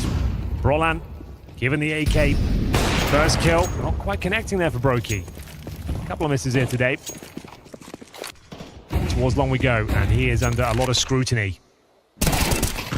Jimmy doesn't get the better of Rops this time. I don't know, it's that position that the Rops is in is one of the, I think, least checked positions, or people like they didn't really commit to checking it. A lazy clear for that. Lazy clear every time. It's a bit deeper than it was in CSGO, and it's elevated as well. We didn't have that little barrel that's there. So yeah, I think players are still getting used to the encounter, and when Rops goes there, he seems to come out on top each and every time. That's a huge opening frag. Yimfat, 4 and 13, gives his life away. Opens up the opportunity here for series point for FaZe, and bear in mind, we know the money is absolutely wrecked. Oh, yeah. The MOUZ going forward, they would need 6 rounds in a row to take us to overtime, but that's not part of the conversation right now. I need to focus on this round. It's Frozen, lying in wait with the MP9. He's got backup from Brokey as well. The utilities deployed. Powerful Molotovs, even better shot. Here comes the MP9, could get the double kill, but it will be a nice advantage now. Brolan holding it back here, making sure the flank. Oh, trying to make sure. Rops will get him somehow. It is a 2 versus 2, but Rops is very low on health. Carrigan has the MP9. I guess you have the space to try and go for someone here. Obviously, no defuse kit at the moment either, but you might just save a clean kill. We'll see what they can make of it. Gotta try their luck. Now both players on 1 HP or so. I think that might be the end of it. Yeah, it was already ambitious to consider going for that. Like, it's not a necessary round. And you had one player with an MP9, the other with 15 points of health. Now they've both been tagged. Yeah, that's them definitely getting the hell out of there. Just the fact they didn't have the kit at the time. Carrigan does find one, at least on the exit. But well done to MOUZ after losing the first pick in the form of Yimfat as well. They actually find everything needed to get another round on the board. And it's denies series points. Money will be low on the CT side, but they do save those 2 rifles. They might consider the force here, or just take the full eco around those 2 weapons. I was going to say, we're about to get a little bit of an answer to the question of how much of a difference is it having an AK versus an MP9 on that CT side, because gotta say, you know, you give that AK over to the right player. I mean, Carrigan might even be the right player right now. He's playing fine. They escape with one of the T rifles, and that could absolutely come back to haunt MOUZ here. A 4-round gap. Yeah, they do take the eco as well. Just to note that FaZe, sure, those 2 rifles still going to be problematic. And down to Carrigan and Rops right now. Pistols otherwise. Rops. Did you see that? So we'll dismount the boost. Torji, confident here. Reassembler though. Deeper angle. And the opening frag for Robs. That gives them a fighting chance here in round number 19. That's a bit of a jump. They'll definitely know that someone's at the corner. Back up we go, Anders. I feel like they knew on the T side that the boost was in, and Brolan, I'm not even sure if he fired a bullet there. He just dies straight away. Contact play. They know they're up against very little here. So just looking to find challenges with the AK-47. First kill available will be Brokey. They'll spot him. He needs to drop right now. He is in a lot of trouble. Rops willing to take this challenge. Gets the 2nd kill of the round. Yes, he does. USB is going to get out-dueled there. Yimfat still with a MAC-10. Look at the speed behind it. It's just so mobile. That M4 is alone in the sight, and Rops goes down to Exertion. Carrigan and Frozen left here. And it's just going to be Carrigan. Frozen going to be found here. He was on a long flank. If his teammates could have stayed alive, he would have been sick. There would have been a chance, but it's a lot trickier now. We'll see what the captain can do. He's snuck in already, but he's been found out, and he can't get the spray. Exertion. I don't know how he lives, but he gets the triple. And MOUZ, they soldier on. They're not done yet. Definitely not. Long way to go. Still a couple of rounds required for FaZe. That was the eco, though, bear in mind. They kept MOUZ modest for sure. A couple of tricky boosts coming through, but well handled in the end. Yimfat MAC-10 manages to close things out. And Carrigan left in the 2 versus 1. If he gets that first kill, it was the AWP remaining. It could have been something to be said about it, but unfortunately can't get the first kill. And we're back into the action, ladies and gentlemen. MOUZ are closing the gap. They've got decent weaponry on the T side. They've got the AWP in hands of Torji once again. Fires off a shot. Doesn't quite connect. They have got the playground under their remit. Money is just going to continue to plague FaZe here. They can buy up into this round, and it's not that bad, but I mean, they are lacking in the grenades. And if they lose this round again, you know, MOUZ are going to catch up quicker than maybe FaZe would like to see. A lean towards the A side at the beginning. They've left Brolan to just keep an eye on the B bomb side. Make sure that no one's sneaking out of there. We'll see how long before FaZe get wise to what's coming up. Last time they had a really aggressive B defense. That's how they knew that there was going to be an A attack coming. This time they're a little bit further back, but the way that they're grouping up towards the Monster Tunnel makes you think, are they going to come through and check it? They might have to soon. Very committed, but as far away as you could possibly be from the A site, and that's exactly where MOUZ are heading. 3 players making their way up towards long. Playing decent territory here. And they set up the turret as well. It's Frozen. He's already had one fantastic round towards the bathroom, looking to replicate that form if possible. And the flank has been initiated. Carrigan's already pushed out the flash through. It's a great idea, but Brolan remains unflashed on the side. Suhe with a huge double. And that's it. Save the rifles for the rest of FaZe here as MOUZ continue to answer back. They're doing everything right at the moment. 9-11 going to be the scoreline. This is starting to look really interesting. We said already they needed something magic to get back into this game, and they're finding it round for round here. I'm just so impressed. They're holding it together for sure. Rain did hear a player drop down, but regardless, Torch will be there to put him out of his misery. Carrigan, the last player, remains. He's in towards T-spawn right now. A clean sweep here from MOUZ. It begs the question if they could just found a pistol on this map. It could have been a very different story once again, right? Like, it's the same story of Mirage. They lose the opening pistol, then it's a huge streak of rounds of FaZe, but once they get the guns in their hand, they're looking like a very serviceable squad out there. Doesn't get much better than that, as we will see one player survive. Not sure if he actually made it through all the way, but Flashbang didn't really catch Brolan. Frozen unable to find that same form. They could feel the pressure coming in from long as well. Had to act, had to try and take some control, and Torji finding Rain. Carrigan, we'll see if he survived it. It looks to be another eco, I would imagine. As, yeah, Carrigan did survive. Just a little partial buy here, if you want to call it that. A few players well. Kevlar, we have got the Robs MP9.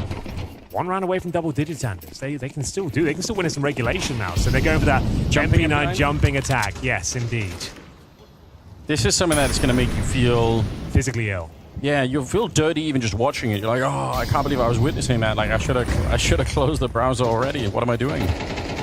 Brolan on the other side. Another victim to the jumping MP9. You can already feel it coming. So much more efficient than it should be. See if they can find a good time to set it up. Oh, did he spot him out? There's the jump. All right, they definitely know now, but Brolan's well aware though. Tricky stuff. There's the nade on top. All right. Yep. That would dissuade them.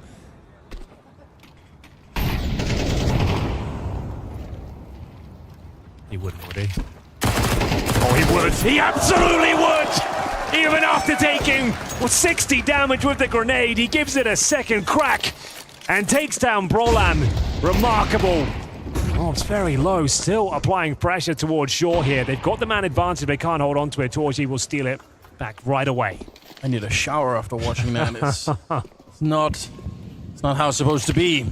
Frozen though with a deagle. They're flashed. What a headshot to bring one of them down. He's ready for more, but Torji's going to be able to outduel him this time. 3 versus 3 and 30 seconds on the clock. They need this round so badly. Another good opening for Exertion here. The deagle, it's not enough for Rain. He can't stop them. And they are going to get the bomb planted on the other side. Carrigan in a 1 versus 3. He lives for the first one. Gets a little bit of a spray in there. He actually has a chance to do this. He spots one of them at the bank. Oh my god! He's good for it. And on top, it's a 10-second defuse, but he wants to bait Torchi into it. Wide swing. No, Carrigan! Out of balls. Oh no! He's trying to hunt him down. He can't find him. Oh my god! There's the shot! It's Carrigan in a 1 versus 3. He's done it!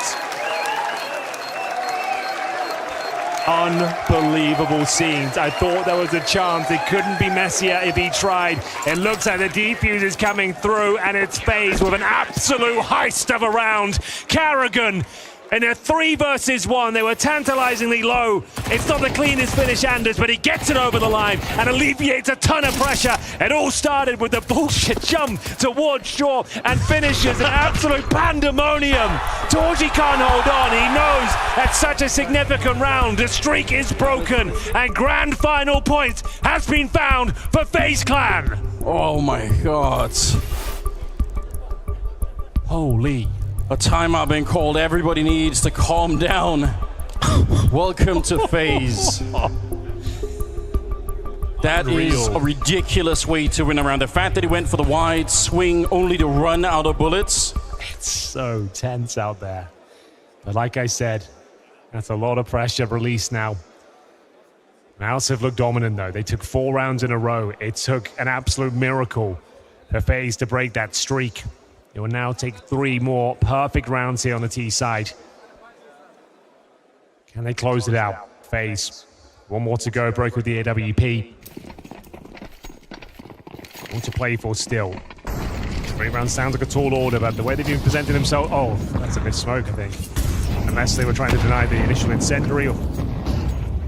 Really is like a duality of man moment for Karrigan. If you match what happened on the first map with the second map, it's just worlds apart. Yeah, that's true. He's up to 15 kills now. That clutch, something special.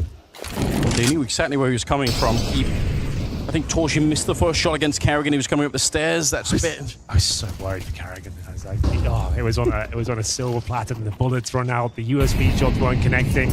Had to take a deep breath there. It got really messy towards the end, but the point still remains that Karrigan wins the round, and we're going back into this A bomb site. Does it all come crashing down right here, right now? FaZe Clan with just 1 more to go. That's all they need. A mistake for MOUZ, and that might have been one of them there. Jimmy's flashed in, but Brokey, he was just barely able to see him. So into the smoke, gets 1 and a missed shot. Brokey's dead. Sui's back. The captain of the team trying to keep the dream alive. Make this happen for MOUZ. It drops with a shot rain, keeps it going. Brolin now doubling up. The Swede. The shining light for Sweden at 20 kills, and Torshi will take down another player. MOUZ, they are so hard to get rid of. It's down to the wire on the opening map, and they're doing it again here. Second map as we draw closer to overtime. 12-10 now. Yeah, and I'm going to assume that the money won't be in a fantastic spot. You're right, it's Shui. Finding Brokey there, a real miss from him. If he gets that second kill and survives, you never know. That could have been it right there and then. But Brolan continues the strong form here on Overpass, slotting in nicely to the MOUZ outfit. As FaZe, there'll be a tactical timeout at the very least. We'll work out what they're left with here. On average, Anders, it's about $2,500. Karrigan and Brokey have around 5K each. So it's definitely worth the timeout for both sides here. Everything on a knife's edge. Just to know, Brolan's up to 20 kills. 15 deaths for him at the very top of the server right now. Followed closely by Rops, who's up to 19. Frozen, 17. Torji and Brolan survived the previous round, so they'll be able to drop weapons if required. Now 2 to go. Take us to overtime, and there's no forced buy. I say that. They're going to bring out the AWP. Brokey's gone all in. He wants to end this one here. That probably would be the most Brokey way to win a whole series, by just randomly picking up the AWP and murdering everybody with it. It's not been the best game for him here on Overpass, but it is a great map for an AWPer. I wouldn't put it past him to do a little bit of trickery on this one. 5-7 for Rops. He's being pressured quite a bit from really both sides. HC on the one side now. Oh my God. Fire Red is back. He's not enjoying it, is he? No. I know exactly where he is. Looks like Zersh might come and take him down. For now, Rops is fine. Back in position behind those steps. Everything slows down for a second here, but look at the map control MOUZ have obtained. The A bomb site wide open, Anders. Yeah. That is, it's obviously a gamble here for FaZe. I don't necessarily even mind it, because the worst thing that can happen this round for FaZe is losing the AWP on Brokey. So even if they lose the round, as long as they can keep the AWP alive, they're going to be okay with that. And that's how it'll play out as well. Bomb going to be planted here. Yeah. The rest of them, even saving the armor on Karrigan and Robs is probably a great idea. Another very close game here. Ridiculous. First map was 13-11 in favor of FaZe. It felt like MOUZ might have done enough there, but it slipped away towards the end. Will it happen here again? They've managed to course correct, get themselves back into a winning position. Trying to make his way out of the bank, but Brolan shuts him down. Continuing to just dominate here with that AK-47. Rolling back the years. This is the best looking Brolan we've seen in some time. Yeah, I'm just very, very impressed. Like, I've really been somewhat sour on the Swedish team, if I'm being honest. Like, as a whole, I just feel like it's come to almost a complete standstill. And seeing Brolan like this should put a smile on your face. It's not enough yet. Not quite. They need another round. They need to get this into overtime. And everything changes there. Like, they're going to have money again on both sides to play with. FaZe, they have the experience. They know what they're doing there. But we'll see if MOUZ can get one more step in that direction. 21 kills on Brawl Exertion. He was lights out on the opening map, but he's still doing it here. 17 kills. You got to give him some credit as well. But it all comes down to this, Henry. This is what it's all about. The sun is set on Abu Dhabi, and it's time for MOUZ to see if they can fully wake up and realize the dream here. It's been an admirable resurgence. One more round will do it. Locked in with the orb towards long. It's Frozen challenge towards Connector as well. Two players down in this position. They are under a lot of scrutiny, but it's the opening frag for Frozen. Can he get out of here with the AWP in tow? Looks like they absolutely will. Bear in mind, Rob's still towards long here, so focus on this A-bomb site. 4 kills away from the grand final now. Just the orb scoped up on that. Tight angle towards long. A minute on the clock here. Losing one of their best players in Exertion. It's not a good start here for Orlando. In the right position, and he'll take down Romps. What a scout to get rid of at the start of this one. A 4-on-4. And we're down to 50 seconds. But look again, Carrigan's pushing out. If they figure this out right now, they can rotate back to the A-bomb side. You see already in the map, Frozen's already running. As soon as Carrigan gets through the monster tunnel, Frozen is hot to get to the A-bomb site. This is a sick move from Carrigan. Yeah. It should enable them to bolster the defense here towards A. Brokey hasn't looked his usual self on this site. Normally this has been good for one frag around. 9 and 16 right now. Can he close things out? It was the hero AWP in the previous round as they get closer and closer to A. Anders. 20 seconds remaining. Here comes the final commitment. 15 seconds. They're slowed down. Brokey, he gets the shot. They saved the ult from the previous round. Down to 10 seconds now. But a strong kill. Again, the Swede is back. 3 kills for Brolan. It's looking great right now. The bomb. Oh, did they get it in time? They might have run out of time, Henry. No! It's FaZe to make it through, but they had one more second. They didn't get the bomb hard. FaZe instead make their way to the grand final in Abu Dhabi. What a strange way to close things out. They fought so hard for this one. It looked like they did enough there. Another double kill for Brolan, but it wasn't quite enough. Bested by the clock. Another 13-11 scoreline. An absolute gut punch for MOUZ. They'll be so disappointed. That's the way it goes down. We are denied overtime. What a finish. And Carrigan, he just did the backstep once again. You noticed that flank coming through. Yeah. It was enough to disrupt them, and the scramble to plant, they lost track of the clock. And it will be FaZe indeed, making their way to the grand final. You can't say they don't belong here. 11-13 on both maps with a stand-in and Brolan. Like, I can't believe that MOUZ have actually done this. It's so sick that they made this far, but yeah, it's a hard way to go out, a hard way to close the map, no doubt. Brokey. And now it looks like we are ready for our winners interview down on the stage with James Banks.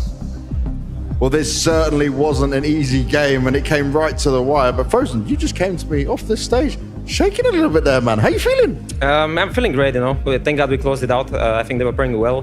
But maybe got a little unlucky as well. But yeah, I'm just happy that we closed it out in the end.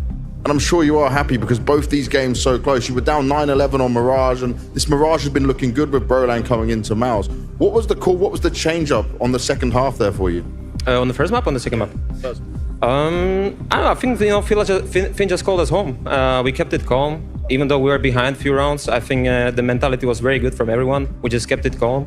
And yeah, I mean, you know, Finn was on point with every call. We closed it out for him, and yeah. And it's looking very natural for you to be back in FaZe alongside Robs with Carrigan by the side of you. Is it as natural as it looks, or is there still some adjustment you're feeling? I think it is smooth and natural, but you know, there is still some things that I need to get used to. So, you know, like a good balance, but it's like the feeling I'm having is amazing. And in terms of that feeling being amazing, you go straight in for your first event with FaZe and you get a grand final. Did you expect that? Yeah. I think a lot of people expect this. They expect good things from FaZe Clan. Well, congratulations, Frozen. You're through to the grand finals. Our first team, FaZe Clan.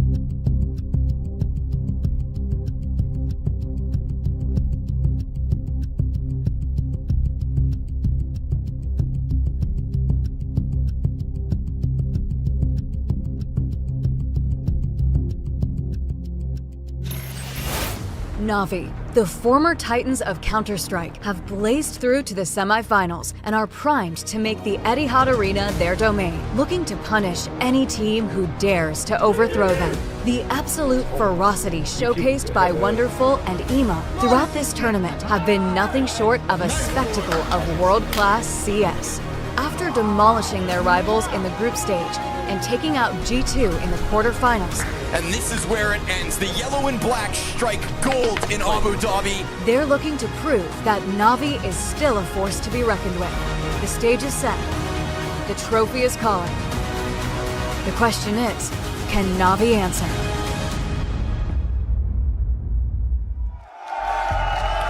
This is the first time the international squad of NAVI have reached the arena, as they managed to keep their mental and fought against the odds.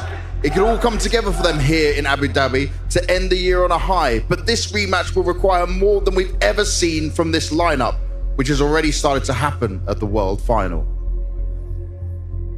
Bit, the headshot machine. Wonderful, the whirlwind. Alexi B, the leader who can handle it all. Ema, the one who is finding his form.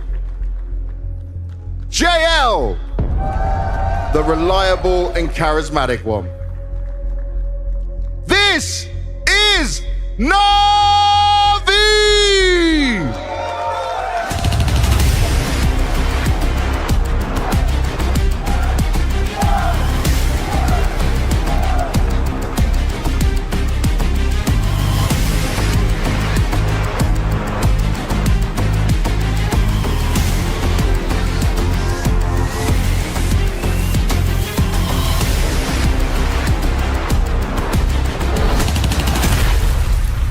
With unwavering focus and unparalleled skill, Our first semi-finalist is Team Vitality. ZywOo, Apex, and the rest of Vitality have conquered every obstacle. 1, 2, 3, Pushing past the competition with relentless determination. Vitality's journey to the semifinals has been a testament to their resilience. Each round win exemplifying the dedication to their craft. As they advance, inching closer to last CS Prize of the Year, their passion blazes brighter, their hunger for victory stronger. ZywOo takes him down and lands a flick. With the Paris Major and Fall Final titles already secured, every endeavor from here on will have Vitality vying to add the World Final trophy to their collection this year. Success, even when fielding a new player to the team, seems like the norm for this squad. And now the British beast, known as Medi, sits confident and dominant next to his new teammates. It's the final event of the year, but is the V for victory this time around? Speaks the ferocious one. ZywOo, the chosen one. Apex, the adaptive and accomplished captain. Flames, the fiery one. Mezzy, the British beast. This is Vitality!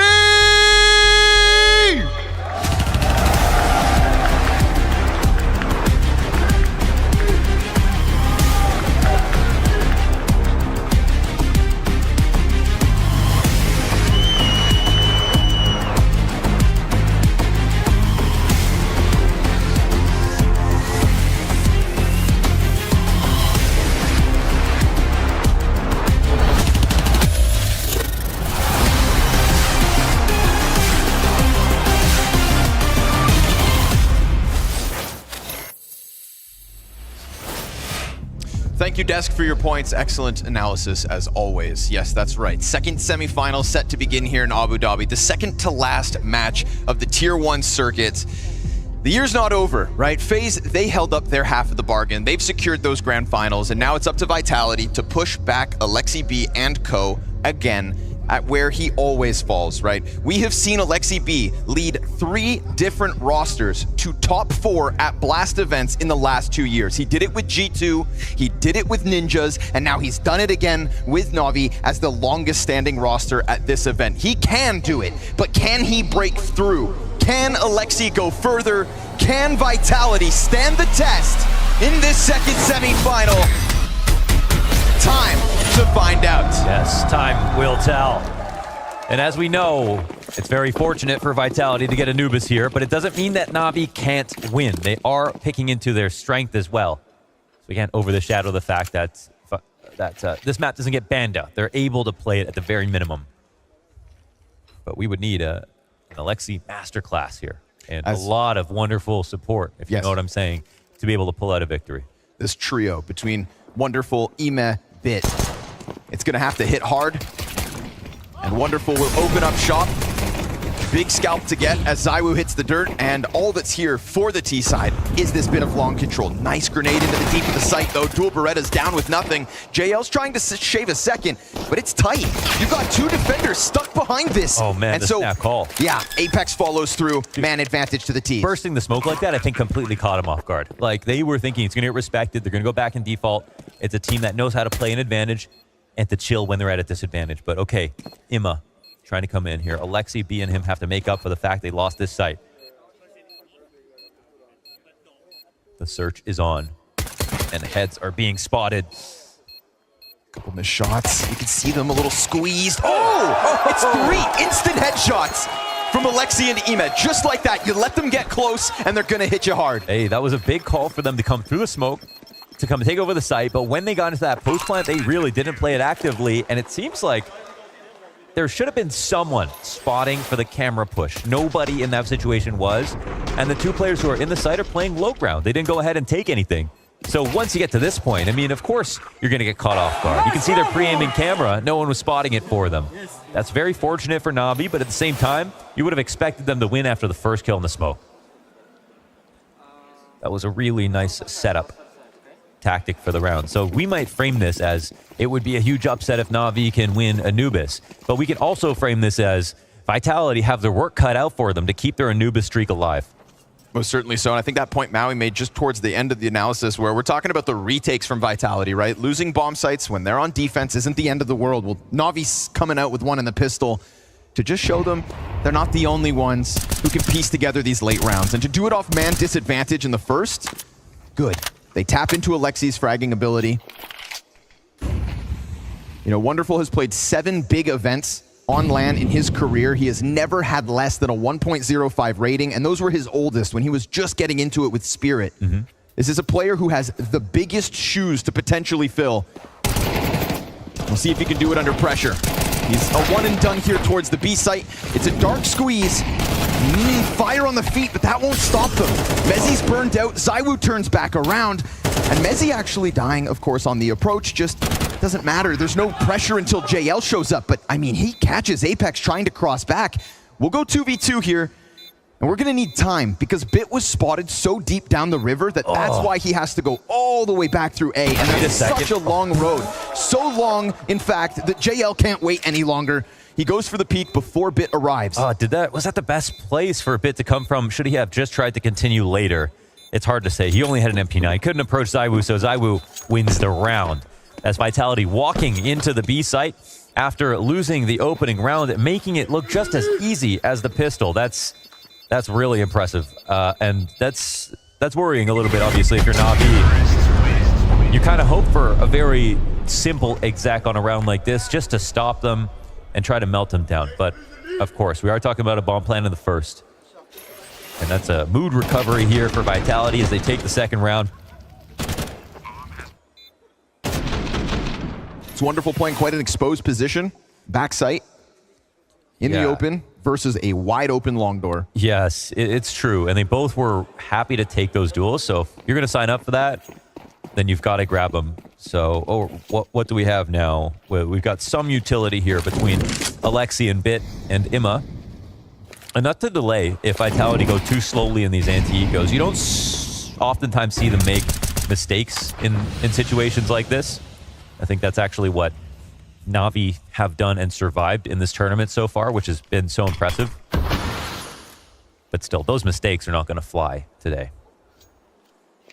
Full belt the utility for Alexi to try and set them up. You know, every nade has a purpose.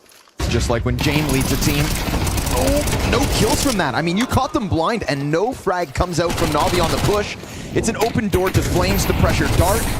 He's got a couple players peeking him, but he's also got support with ZywOo, so it's a quick test out of NAVI. I think the timing was good. The flashbang was great. Yeah. But the pistol's off the mark, and that's going to spell disaster here for NAVI. Pistol round into the double back from Vitality with 5 up potentially. That's all the momentum gone. Yeah, obviously right there. It's the right tactic at the right timing. I mean, if somebody like Spinks is blind in that position, they are not ready at all for that to happen. But he had a teammate to cover him. And not a single player goes down here, Vitality, as they take another round. And it's a calm situation for them. NAVI will have to play a little bit out of their depth to be able to scare Vitality. The timing goes the way of Bit at the end of this round. At least they get 1 kill. Couldn't come at a better time for Imma to step up the way he did yesterday versus Nico, because the entire conversation was about welcoming Nico to CS2 with his outer nuke play. The beginning of the event showed so much promise. And as we went into that third map, you know, when NAVI get through Inferno by the skin of their teeth, we hyped it up again as Nico's playground. And instead, he gets bullied. King of the Castle was hands down Ime yesterday. That was so impressive. And now into the playoffs, or well into the playoffs, we're just looking to see if Emma can keep it up. That's the question. And the best part about Emma when we talk about him, of course, he's been under fire a ton this year, even though he got really thrown to the wolves. I mean, he had to play with Simple. He had to play on a top team, completely out of his environment, not having all the space that he had on Gamer Legion. Lots to learn, and fair play to him. It's come together now at the World Final. We've seen the growth and development. He is looking much better than he did back at Groups a few months ago. And that was a successful event, but it wasn't one where Immo was playing well. Of course. That kind of left us wondering, like, what else can he have to offer? If he's not going to have the same roles, if he's not going to have the same impact, then what does he really bring to the table that somebody else might not? But we've given him a lot of time. Feels like the Navi system has as well, right? Just the fact that we are here in Abu Dhabi at the end of the year, and this is the longest standing roster, yeah. Right? And that's just because, yes, we have small pieces changing all across the board, but you know, this Navi team could have pulled the plug on something sooner. Could have, and there's people who would not have bat an eye at that changing out a piece or two. I think we were getting to the point where, you know, Blade's track record was getting called into question a little bit, right? We tried on MPL. Emma wasn't looking good at first. He was sort of 50-50 when it came to getting players like Bit originally. That was really good, obviously, but he was more obvious coming from Navi Jr. as the next after Monacy to get a chance to play at Tier 1. But now with this group of guys, I mean, he also picked Alexi, and I definitely want to point out that this is, so far, this event is the best event that he's called at this year, 100%, from my perspective, watching these rounds. And partly it's because of the resolve in surviving all the tragedies that have happened, and coming out ahead against G2, that was massive. But also, when things were going right, he was calling ornate defaults, lots going on, trusting his individual, setting up Wonderful to have him be more active. I mean, there's a lot of credit to be given for Alexi to get to this point at the Blast World Final. And again, right, he's led multiple squads to top fours at Blast events, at fall finals, spring finals, different camps. But this is his ceiling. This has been his ceiling historically for the last 2 years. He doesn't get any further than this. Yes, second place back at Pro League. We look at the scale, it's just a little bit smaller. Yeah. And that's, of course, playing with Simple. To do it now with Wonderful, let's see what they've got in store. Obviously, winning pistol felt good. They've been reset with these last 3 rounds. Buying in with weapons could make a difference here for Navi, and they have to put up some kind of a defense on Anubis. You know, they love picking into it. Alexi's pregame interview fixating on the fact that they said that they just had so many reps here in Abu Dhabi. They feel good on Anubis, but this is a tough challenger in Vitality. Dark Control could be a point of contention. We've got ZywOo just outside it, and Man of the Hour and Ime, as we all hold our breath to see what kind of play he puts forth tonight. Oh man, they're giving up Dark Control. ZywOo with a raw duel. JL runs headfirst into it, but he wins. The thing is, there's 3 players on this side of the map. It's not the intention for Vitality to hit it, and there's still a fake brewing. Wonderful with a chance at a highlight. Smoke's gonna fade. Easy pickup as Flamesy presents himself, and then the 2 others push past.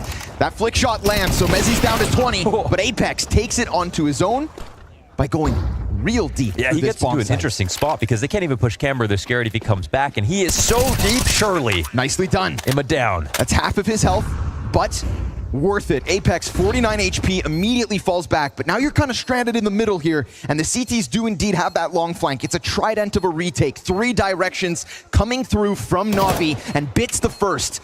A little disjointed. That could have been a death, but still the T's hang on. That nade has Mezzi down, and so now Apex 1v3 attempt nearly. Woo!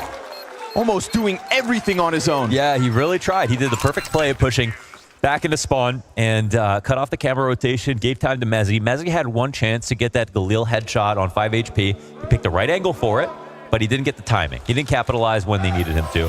Mezzi, somebody who, he got his ass carried in the fall final. Okay, I'm going to put it that way. He was good enough to get them through and they got the trophy, but now he's trying to show some individual level too. And it was his first event. So as much as we could say, like, yeah, he didn't have a great playoffs despite winning, He was only one event in. Yeah, it's not his fault that his teammates are nuts. Yeah, but now that we're at the World Final again, Vitality are getting potential chance to play against FaZe again in the Grand Finals. There is more to prove, and there is more practice behind this team to say MOUZ can have some more higher expectations, but he's been doing great. Yeah. Entering the finals as the highest rated player for Vitality.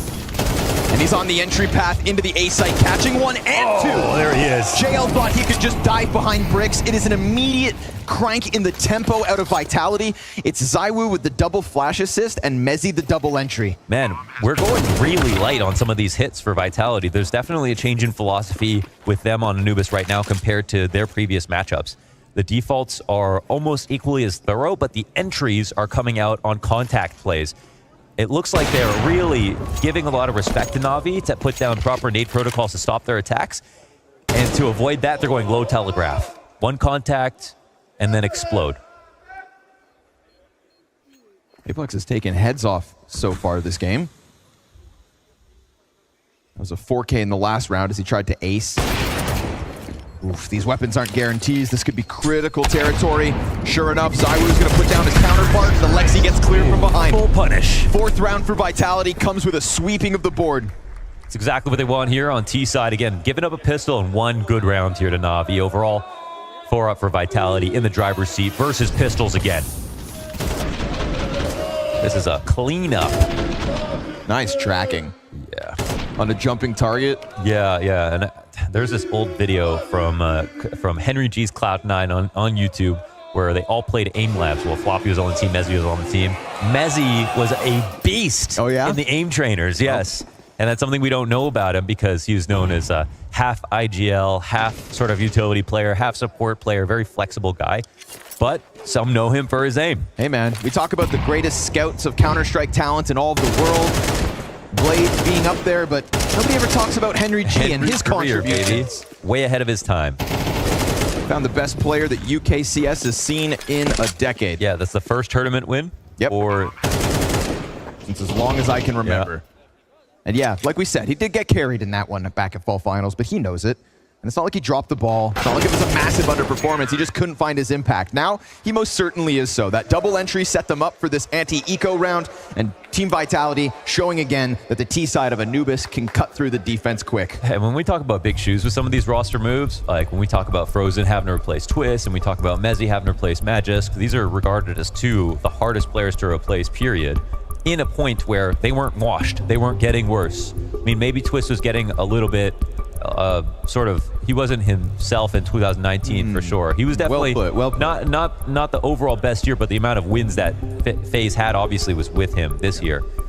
But it wasn't MOUZ, his most magnificent. It wasn't the most magnificent, but MOUZ this year having to replace Magisk, even more difficult, you could say. And that's because he's not replacing a support player necessarily. Magisk does do a lot of dirty work, but it's in the frag department that I think he's really important. One thing that always stood out to me about Magisk is that when I looked at kill matrices after the game, he would always take down the best player almost more often than the easy frags. Yeah, he had the hardest job, it felt like. Yeah. But he did it quietly. The humble king. Fear him.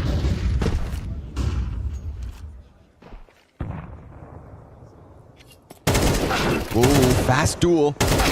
And Bit's gonna win this one. It's persistent. He's good at that baskets push. We talked about the simplicity of some of these plays so far, and there's one as well from Bit. No announcement from any kind of util. If MOUZ was just looking to tuck in behind that box, he's not expecting Bit, who also had support, to come swinging. T's are gonna take a glimpse into the B site, and they did see a little skin. That's Alexi on the AUG. Ime, his support towards Dark, but with that presence on long, you know the second CT's getting drawn back, so now all of a sudden ZywOo, he can take Dark for completely free. Not enough pressure here, right? Even whether it's spam, the smoke, or nades behind it, they are taking Dark up a minute. They're walking out again. It's just unannounced. It's quiet. They creep in and they catch them off guard, or at least Alexi. Ime, nice second kill. Pistols out. JL's here from Temple. So NAVI, it's an explosive back and forth where the first frag belongs to Vitality, but Ime holds on, hangs on, 2 kills, quintessential. Yeah, they definitely found some gaps, right? They found an exploitable site and the pathing to get the kills, but they didn't both get their kills in succession. Imma stopped that. JL came in for support. So that was very nice, and that shows you how comfortable Navi are in frantic situations on Anubis, that they can recover. And the fast push down water as well. You see how quickly Bits into position because they had secured long A. Yeah. They were ready to swoop in case things hit the fan, but all good. One of 2 defenders dies, and Emet picks up all the slack. Consider the utility usage. It's so thin. Like, we don't have a smoke with a molly, players flashing through, and then Bit having to take 2 difficult duels like we've had in the G2 games, in the FaZe games on Anubis. It is way more util heavy. So there's something different here where I think both teams understand that they can play the highest level of Anubis possible. So let's strip it down completely to throw each other off guard. And it's mostly Vitality bringing that to Navi, but now it's Navi being ready for it. They're participating in the same games, coming out with these dry swings. Whoa. You know, we praise Wonderful as somebody who doesn't always take the riskiest opening moves. They keep him on a line. When he goes out for a pick in a tactic, he takes a risk for a second, but he always comes right back if he doesn't see anything. He's definitely a soldier in that sense. Follows the instructions perfectly. Rarely goes off the blueprint.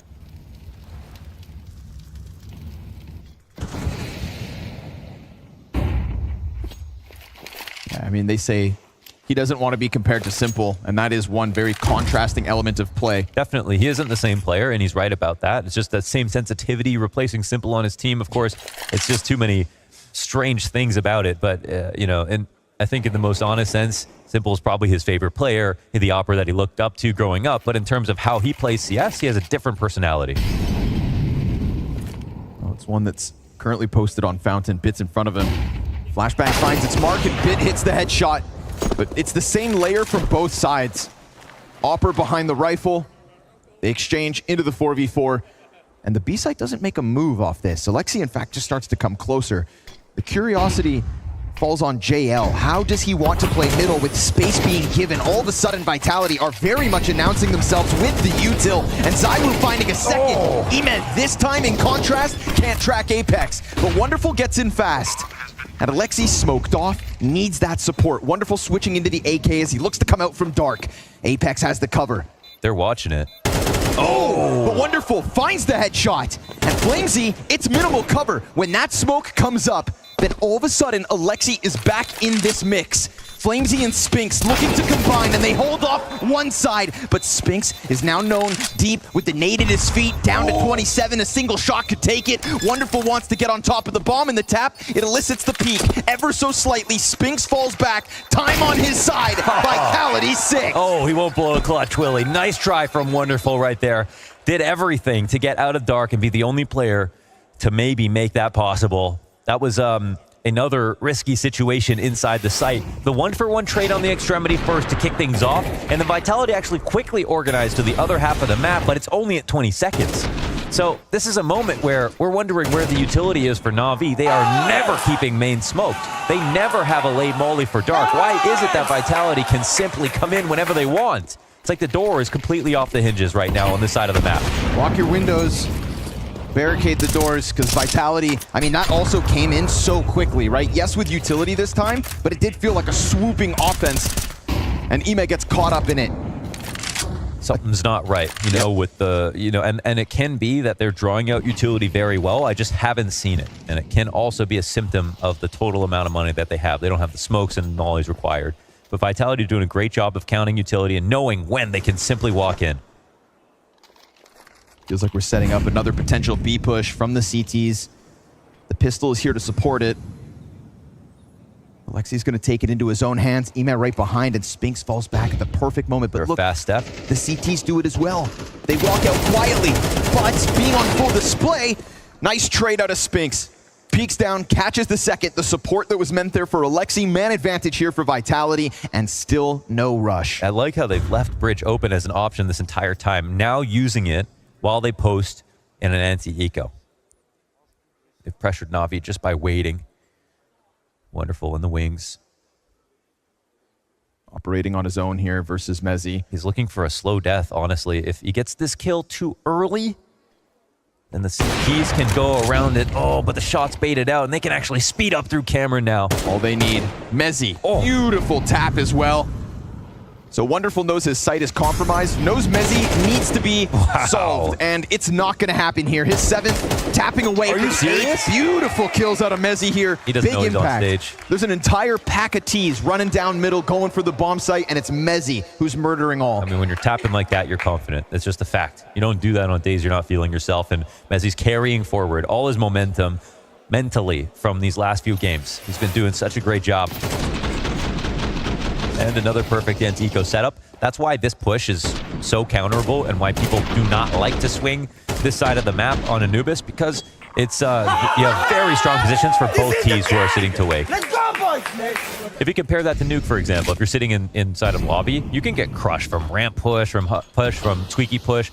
It's a lot scarier. On Anubis, when you're talking about holding on to B main, B long, way more easy on T side. Long ranges, really hard angles for the CTs, headshot angles you have to deal with when you swing. Oh, it's such a headache. And the pistols push. Ooh, 2 of them. Oh, there's a lot of T's found, but that's a couple of good guns. Are they ready to speed up is the question. Spinks sits back here with a bomb.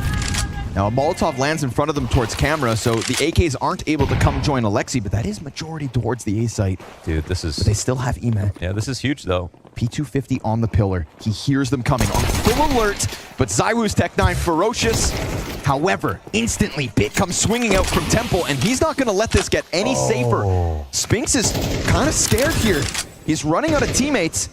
Mezzi's coming in from behind him. He can apply pressure. There's a safe plant in the corner. Sure enough, bomb goes down. Mezzi's spray gets away from him. Spinks off the plant, dies out. This is USBs. Oh, one between the eyes from Alexi. That's nice. A 10-second stick, but it's a USPs with the tactic to kick things off. Responding to pressure on bridge. That's a place where we haven't seen the T's play into that often. So Alexi said, okay, it's about time for green. Let's try this, see if they're here. It's the perfect counter default. And this is a moment for Bit to shine. This 2 shot, USP though. kills with the taps. If Alexi doesn't hit that, though, it's actually just a really simple 1v1. So also just great shot, Alexi. You seeing this? You seeing this? How would he say it? Bro, that's a sick headshot. Okay, and his reward is an auto shotgun. Okay. What he's here to do is make some money. Oh man, that timing. Immo was reloading in front of the smoke. It's such a cheeseball move from Apex, and you expect nothing less from him. It is, but if someone creates timings that much, use it against them.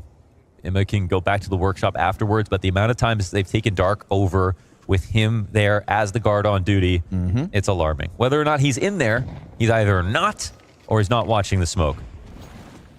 Another pack of players. Do they do the quiet approach? Because the auto shot is supposed to have a field day. We've seen a multi-entry from Mezzi already on this site. He's going to try it again, but he gets blindsided by Bit. Nice trade out of the op. And JL slides along. They pause, and that pause here from Vitality could have given him a chance. No, it's actually key in moments like that. If you wait, then the CTs go to predictable positions. Okay. That's why if you come too early, they could be anywhere, waiting in camera or whatever it is. If you wait long enough for your opponent, will usually get to the best spot, the most predictable spot. Wonderful, so desperate here. Last round of the half, he's exchanged places with Spinks. Who's, oh my god. Maybe they can hold hands instead. Quick shot to the back of the head and a superb T-side coming out of Vitality, making the most of Anubis again. Navi wanted this challenge, and they've got their hands full.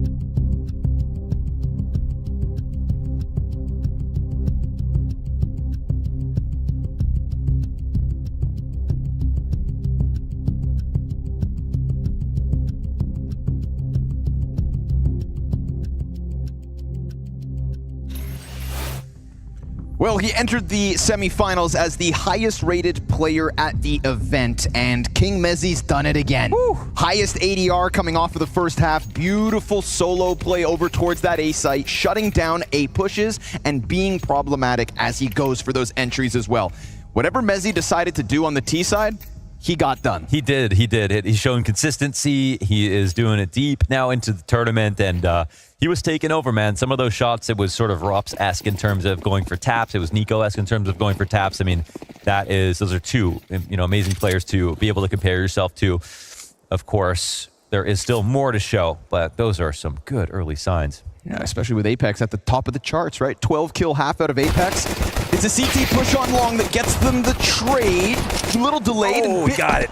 The fadeaway shot, huh? Yeah, one last there for Flames. Listen, he had a highlight reel moment with the USP. Remember, one of the 4 rounds here from NAVI is off of the back of 2 USP kills and a deagle shot. Yeah, but we have a round where the best player in the world, ZywOo, is actually best with every gun that he uses, including the dualies. Okay. So we have the best dualies players in the world right here. With armor and 3 players lying ahead of him. So as they come around that corner, oh, dude, he's fast, so fast. There he is. Oh, ZywOo just shreds flesh from bone. Best with every single gun he used this year. Damn, bro. Fastest left click in the West. Gonna ride him like a cowboy. Just chewed him out. And we're going to see, a bit more emphatic presence in towards Dark, defending against the T's coming in. I feel like that was something that was a little awkward for Navi in that first half. Vitality aren't going to have a problem with it, I don't think. Insane. And the reason that you're playing in Dark is because you have very CT-sided angles when it comes to angle dominance.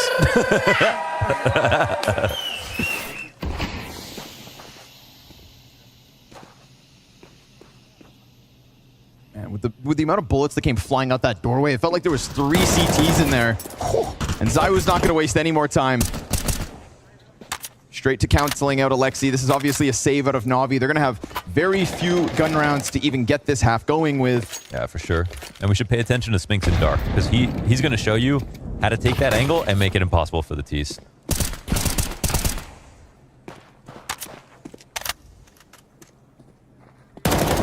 Easy round here. ZywOo back at it from the bridge. He's got support. And Vitality playing with absolute confidence. Well-earned versus such minimal hardware out of Navi. Easy does it. 10th round secured. Yeah, it got real ugly with the G2 game. It was more of an even matchup, which made it very interesting to watch them versus G2. But versus Vitality, we could just be we had Vitality win Paris this year. But that was in CSGO. In CS2, they've already beat FaZe in a grand final. They have a chance to go and take over in CS2 as well. I think they've just been a story we've put to the side. Oh, their time is over. They're not going to come back and get even better. Right. But I think some of us really believe they can. Well, it was just how quickly they had their first struggles at IEM Sydney.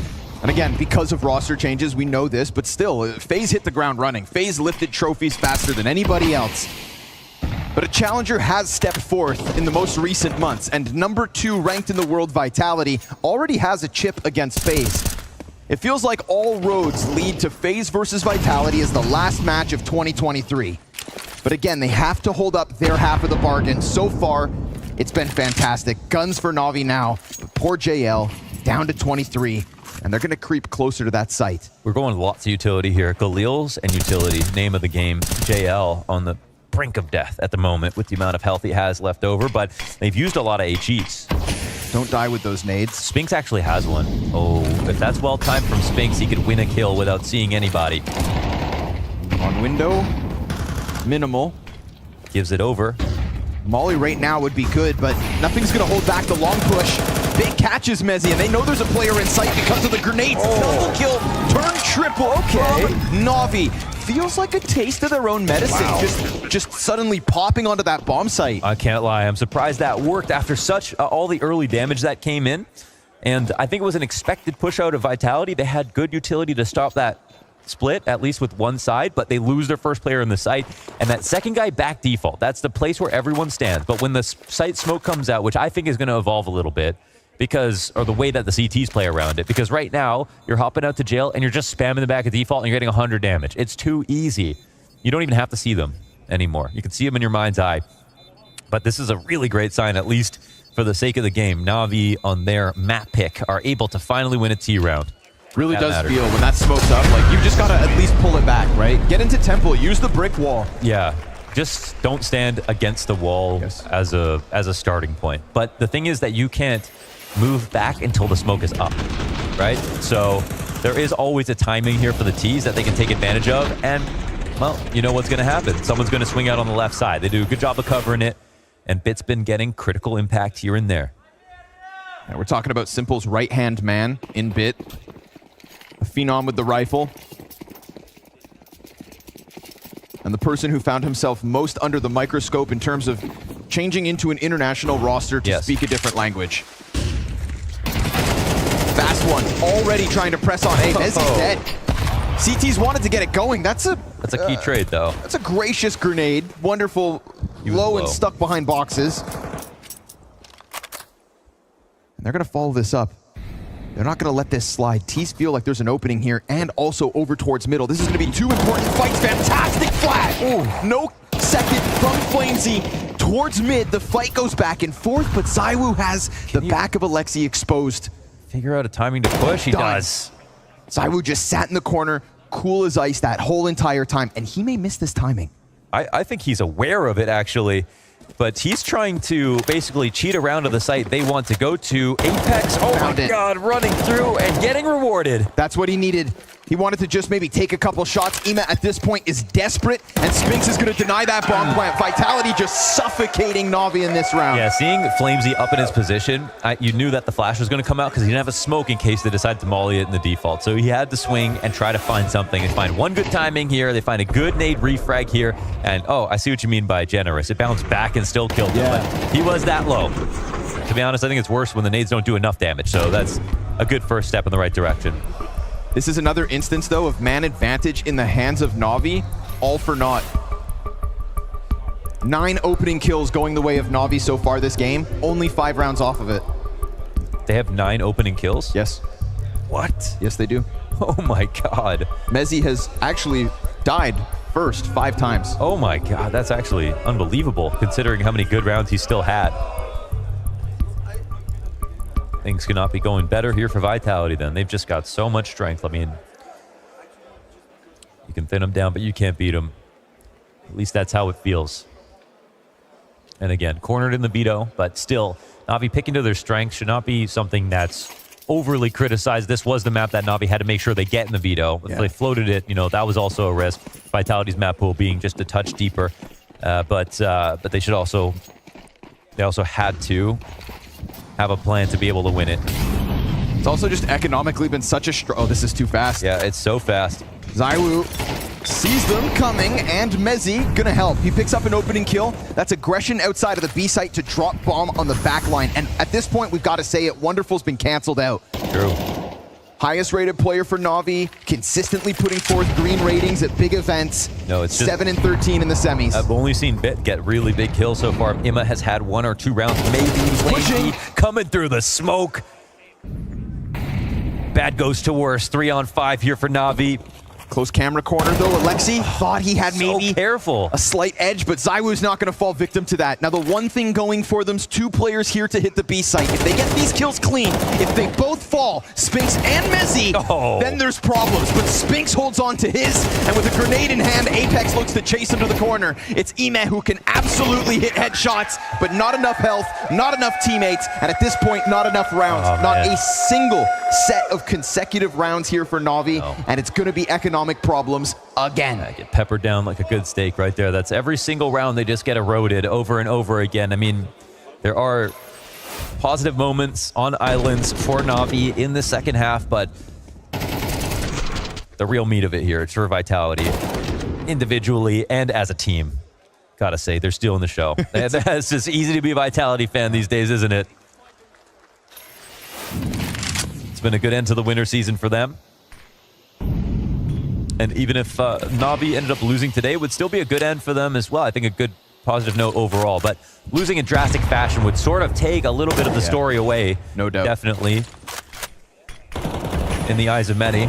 You know, it's one thing to be a team that can crack into top 4 and challenge. Look what MOUZ were able to do to FaZe earlier today. 24-round maps back-to-back. Yeah. This would just be like Navi defeating a flimsy G2. If you were here, you would say, oh, it's some quality wins, but in history, as you zoom out, this would mean nothing. So they need to get one step further if they want to be talked about. And I think it would hurt most for Alexi because it would just be yet another instance, the 3rd time in 2 years, where top 4 is where he ends. And obviously, we're talking scary right now because Inferno's not going to be a cakewalk. I'll tell you that much. If it gets the nuke, however, we've got something interesting going on, but... Big if. All right, is this the last round? That's what we want to know. Mezzi on the pillar, ready to fry. Support back behind him, holds the line. Spinks will get overwhelmed by the river push, but Apex fire to Alexi's feet. He'll burn him out after he dies. One man left, it's Bit. From beyond the grave, Apex has set up Zywoo and Flames to end the 28 health here of Bit and Vitality's Anubis. Well, it still seems uncontested, but Bit, it's a clean kill at a distance, but can he take down the world's best? Zywoo hiding, and he knows he can smell him. He's coming to clear it. Leave it to Zywoo to again perfectly approach the duel. You can smell him, but he can sense you. And that killer instinct, that world-class performance, well, that's what puts Vitality on top. 16-6 is Zywoo to close this one out. Apex and Mezzi, fantastic. Vitality looking towards FaZe.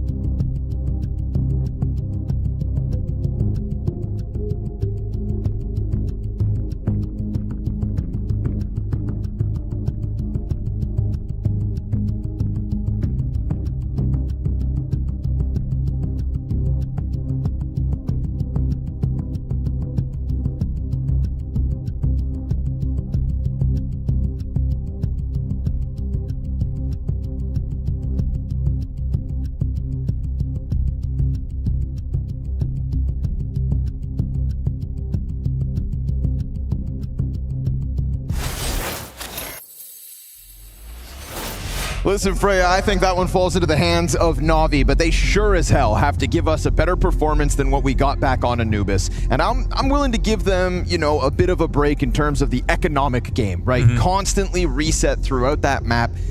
But we need to pop off. We need to step up. We need to see the promise that Navi showed versus G2 if they're even going to put the smallest of dents in Vitality, let alone beat them. And if they don't, then right here, right now, on a Saturday night, we are securing our second grand finalists. Abu Dhabi, one last time tonight. Let's get it on. Oof, Inferno is where it's going to go down. Everybody knows right now. Navi have their work cut out for them. We got Zulu, Zaiwu, I call him Zulu. Zaiwu back on those dualies He's again. He's a warrior, all right. He is a warrior. Wonderful with a great angle, but the coverage right now, all three CTs chipping in a little bit. Bit, there's another. Gets Spinks off the place, a 3v3. When we watched Navi play G2 on Inferno yesterday, dude, there was some wild rounds. Wild rounds. And by the skin of their teeth, they pushed that series into a third, which was Nuke, where then suddenly Ema out of nowhere, off the top rope, RKO. But now, fixate here. Alexi swapping over to the USP. It's a good amount of utility here to just burden this B site. Oh, nades late. Extra pressure on Mezzi, but the molly doesn't find him, and he almost caught one by surprise. Apex having the cross has to help, and will with one.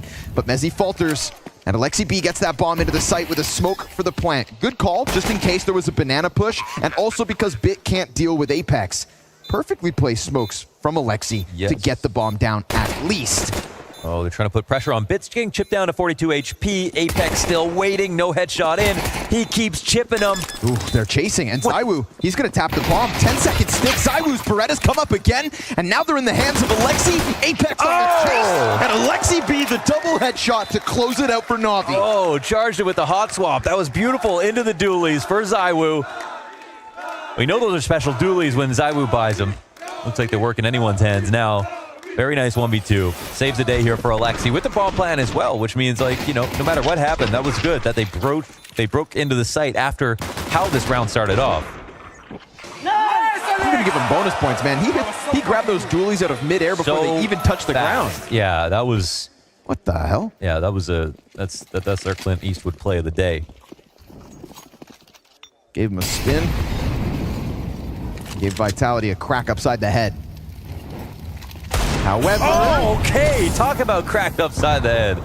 We saw this back on Anubis. A pistol round win meant nothing because you started to peek and pry into Pistol's SMGs. And this is a frantic Alexi B. The bomb has to go back. No. Can't go for this trade. They got to give up B and 2 kills. 5v3 now.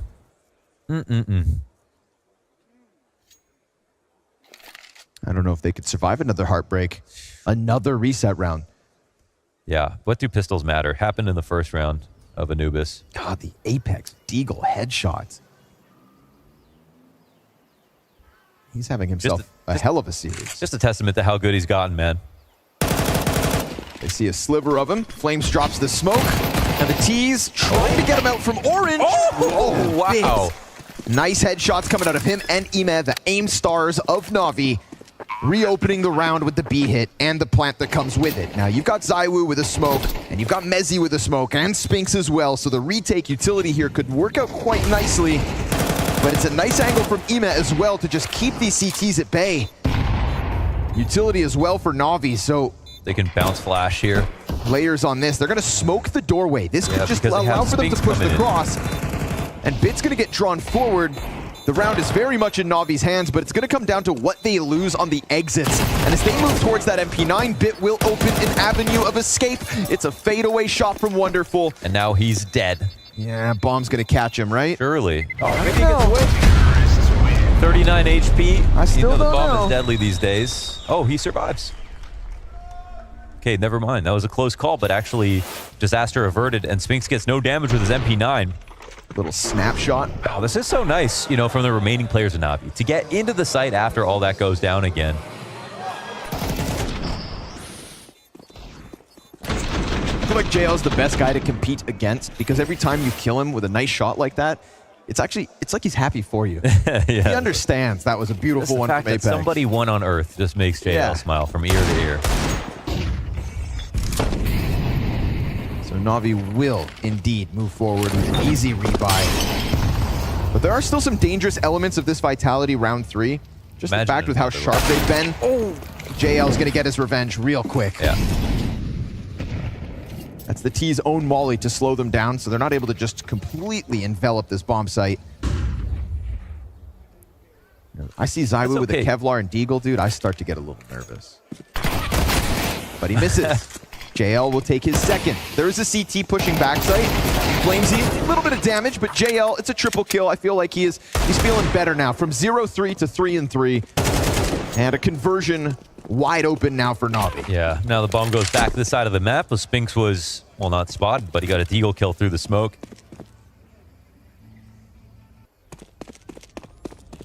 They're going to come back in this direction.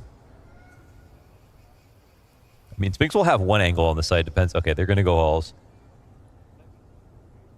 I mean, this is funny because technically he still does have a shot if he's here waiting, but now he's watching the flank as this bomb gets planted. So very nice recovery here for Navi within this game already. Within the pistol, within the second round, they've shown some grit. And now they get to show some teeth. So move on to the next round. It'll be a bye. And Vitality can show us how scary they are.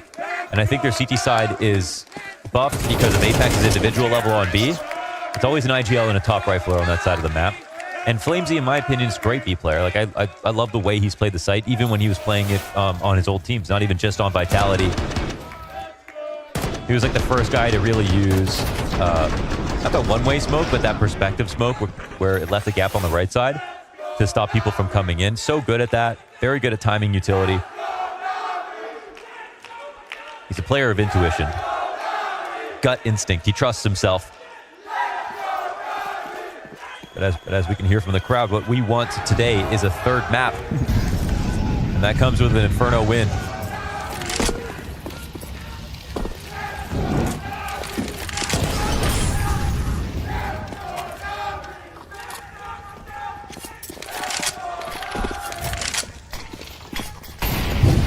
Chance in Abu Dhabi. I'm gonna just let that one cook. I'm gonna enjoy this.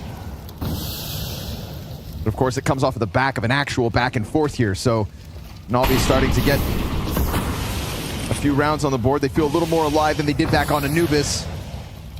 He's game on. Finding good timing. Oh yeah, that's beautiful. Flames is not ready for that. Right ahead of the smoke grenades, and neither is his teammate. Oh, what a find. Beautiful chance for Navi to just crank that dial, and the timing works out wonderfully. They did not think that Alexi was going to be in front of the car smoke. When it went down, that molly extinguishing as well, they thought, okay, actually, they were setting up a coffin splash maybe for Flames to go and peek it.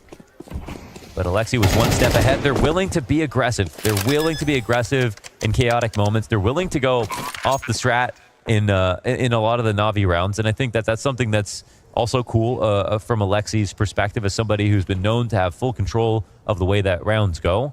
He also, even back in the day when he was playing with OG, was willing to call very made-up rounds, right? On the fly, if he felt the timing for his team to take it. But I think he struck like a better balance these days between that kind of round and a more structured round. And I want to say that Blade's got to have helped with the defaults, because I think that's where his teams have struggled the most. They were defaulting a lot back on ends. They were known for it. But the quality of the defaults actually wasn't there. And I think they won their games off the back of a lot of half-buy strats, set plays, and that sort of thing. And I think Navi's defaults have always been superb. Even when Electronic was calling, their defaults were very strong. They didn't win all of the rounds, but the rounds that they did looked so good, so thorough on T side. Feels like Blade has standards.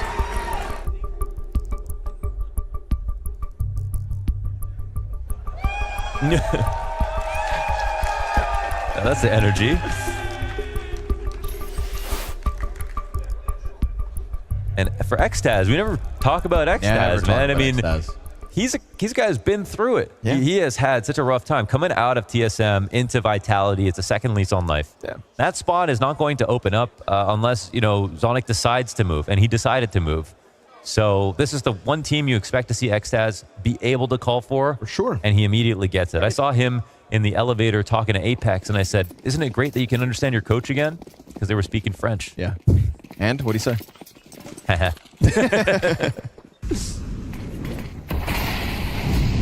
not like Xtaz can be mad, right? It's like Knock getting replaced by Device. If Sonic wants your spot, he's got it.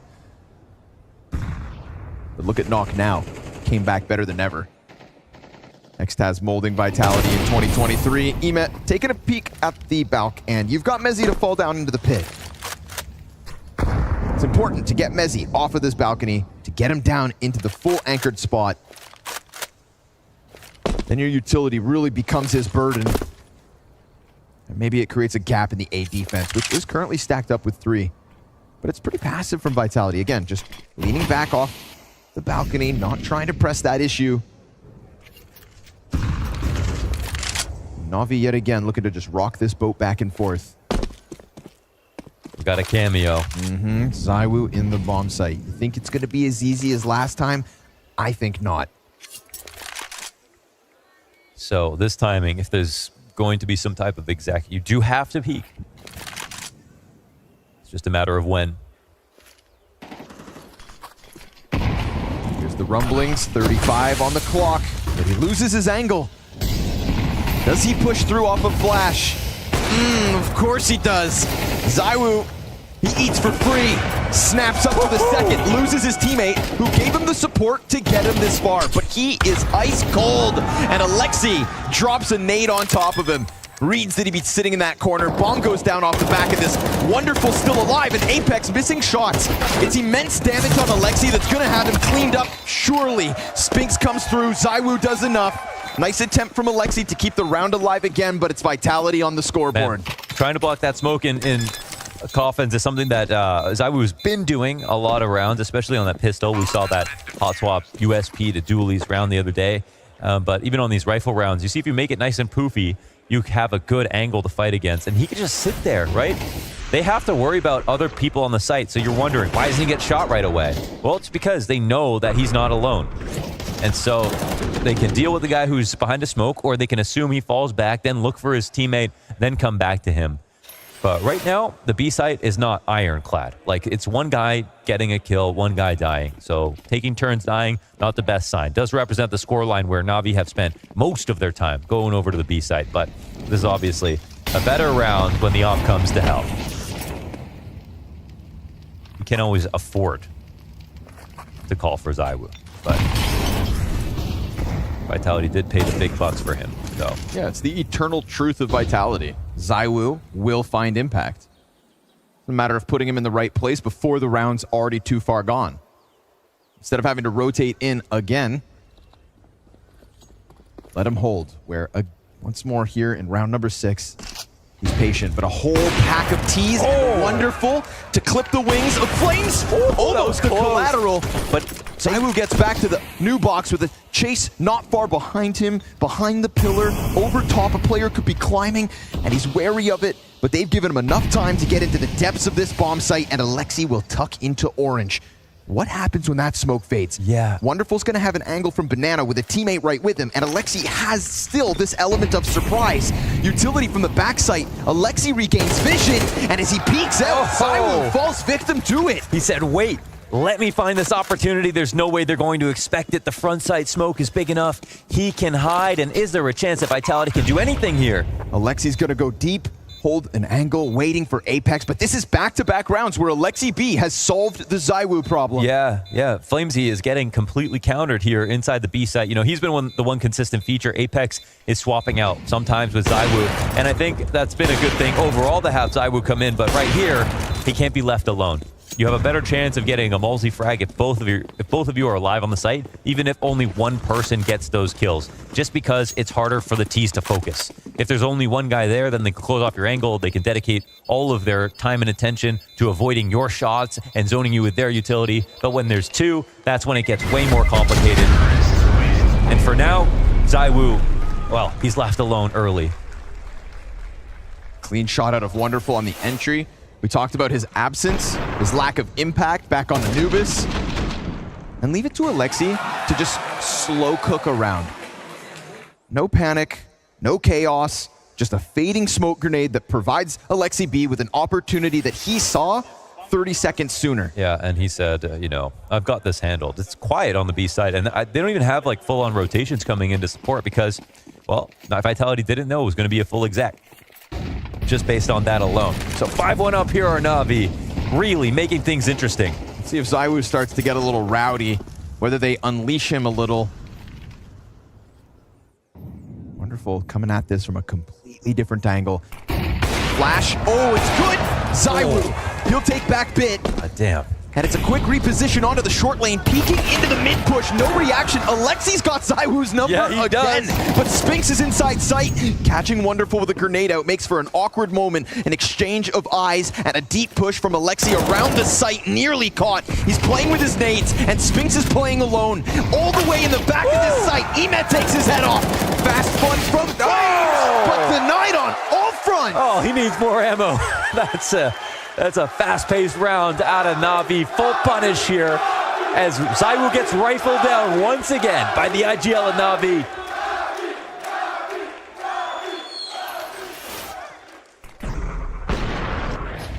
And that's great. The trap wire that allows Wonderful to take a shot. And another Queen hits the file as ZywOo comes in for a shot. But look at this, man. Some bullets miss, and you can't do that right now versus NAVI. They're making up for Anubis and more. Lexi beat 9 and 3. ZywOo gets that revenge out of the gate here in round 8. Instant reposition as well. Let's see if NAVI decide to crank the tempo. JL thinking he'd get a duel towards Banana, but instead it's a left-right peek and too much. So from 5v4 to 3. And it feels like Vitality fighting fire with fire in this round. What's the response? Who cracks this back open? Mezzi has everything to do. He is entirely alone. They're pushing down Banana, but they're waiting a smoke out. They're a little bit slow, and the T's are not executing just yet. They have a molly. Ema has a molly on short. They're coming for him. They've yet to burn him out. Mezzi's hearing the rumblings of the approach, and, well, he doesn't peek. He just holds.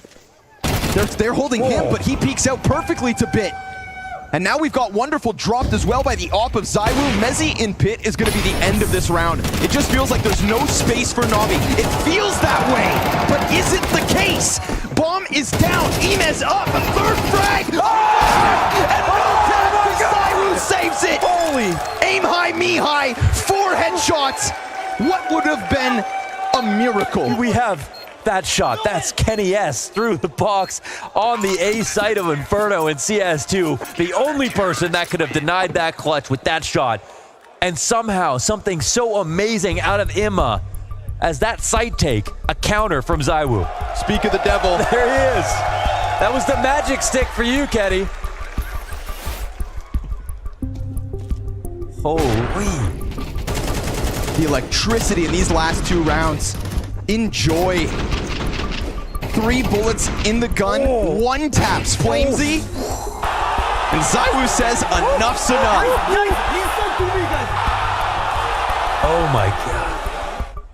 What a round. What a round, though. God damn, that had everything. It literally had to come down to ZywOo in that moment. Otherwise, wow. Would have been a masterclass moment out of Imma. And a moment of respite here for NAVI. And at least they still have money despite losing that round. And in fact, there's still a little bit of economic pressure on Vitality. But ZywOo wins. He keeps the off. His teammates can buy some grenades. ZywOo prodding down middle as well. It's worked out 2 rounds in a row. Just feels like suddenly all that room NAVI were playing around with, getting up towards all, opening up the possibility of A and B. Well, now Vitality have had enough. It's them to take deeper angles. It's them to take initiative. But it does leave this B site seemingly understacked. And Bit, he's about to have his hands full. Lurking around the apartment space right there. Oh my God, almost the second. Mezzi barely able to bring it back with the shotty.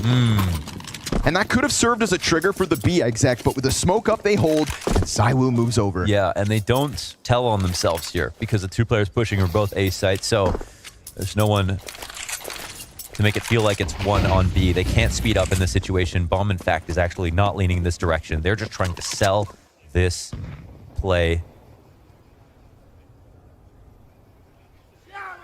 Electricity in his fingertips at the moment. Emet down into the A site. This position was played 1 round ago, but he lets his guard down. Flamesy instead will pick it up, but it doesn't deter the entirety of NAVI. And Flamesy may now have this false confidence. There's actually 2 players right above him. He's trying to fake the bike peek here. I do like the fast flank out of Vitality, though. Straight into middle, straight into trying to swoop this away. 15 on the clock. Flamesy in the little pit. Bomb at his feet. Oh, bomb JL, it's a awkwardly. big kill, but again, fast flank out of Apex. Wonderful's desperate to get over to the site, and as he takes down the IGL, he falls. It's 6 still for Navi, but a resurgence from the French. Yeah, that's a big recovery. Do we have money here? The investment comes once again. Navi have actually done so well already in the 6-1 lead that they can put another buy together. Oh, this moment right here, I mean, he could have just full cleared it first, but was just wondering, okay, if he's in big pit, he heard me drop, he probably is going to shoulder peek it, and Flamesy said, no, I'm going to really bide my time here. That could have been round winning if Emma made that clear happen. Navi take a timeout, because maybe this buy is an important opportunity. Can Vitality come back in the second half? Absolutely. This game isn't over for Navi until they literally win. You can have a big lead. That doesn't mean anything. Vitality are overflowing with confidence.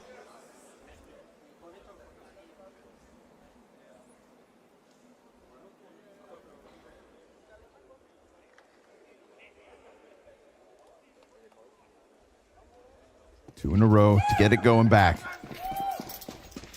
Ooh. T-side was getting out of control, but Vitality have dug deep to find that answer. And just kept playing aggressive, too. Mm-hmm.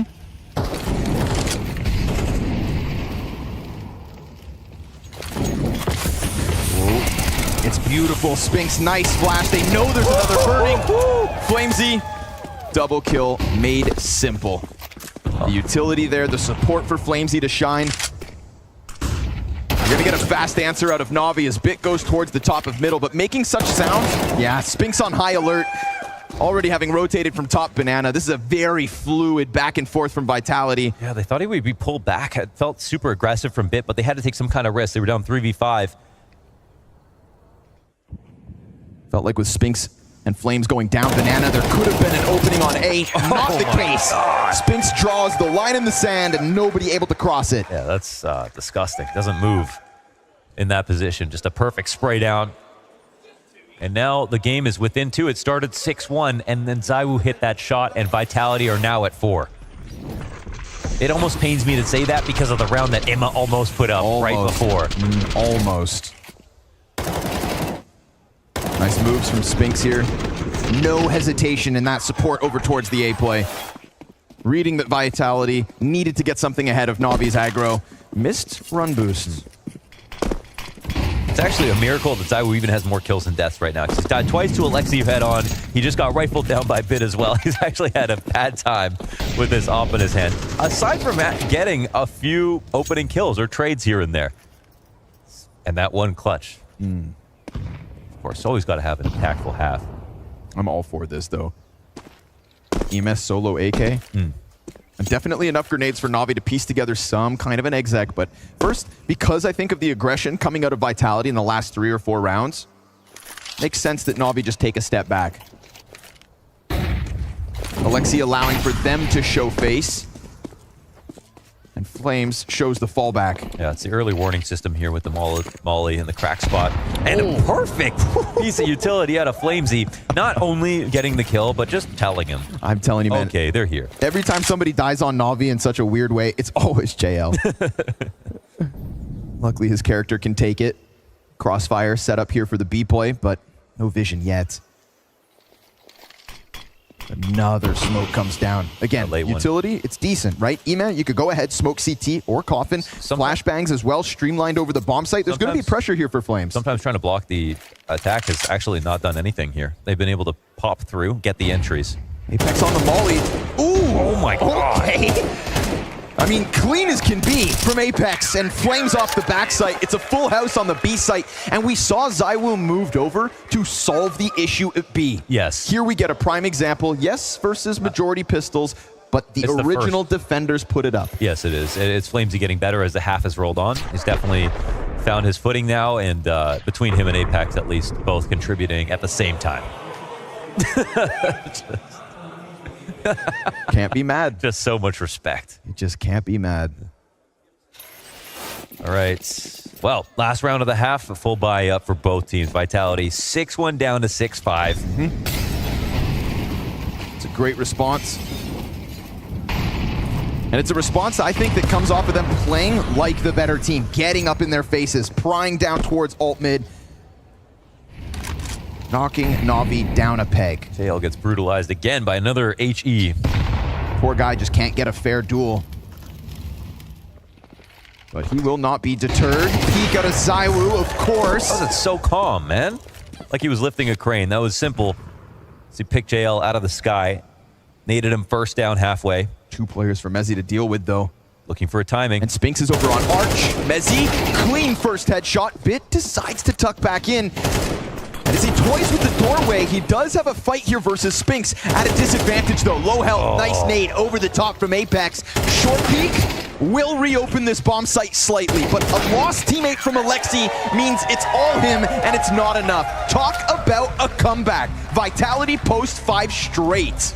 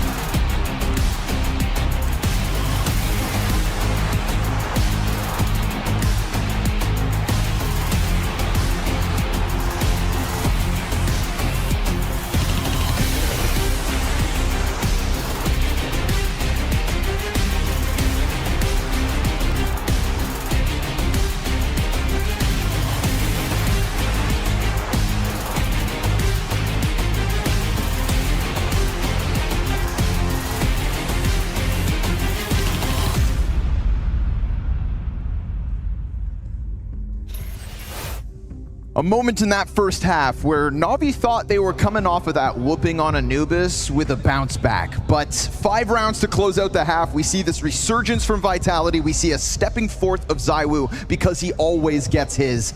And now suddenly split down the middle as we get Vitality taking to the T side. Second semifinal here for the Blast World Finals. And we've got FaZe waiting in the wings. Who is their challenger? 3 of the biggest brands in Counter-Strike waiting to go head-to-head. Anything's going to be good. Anything.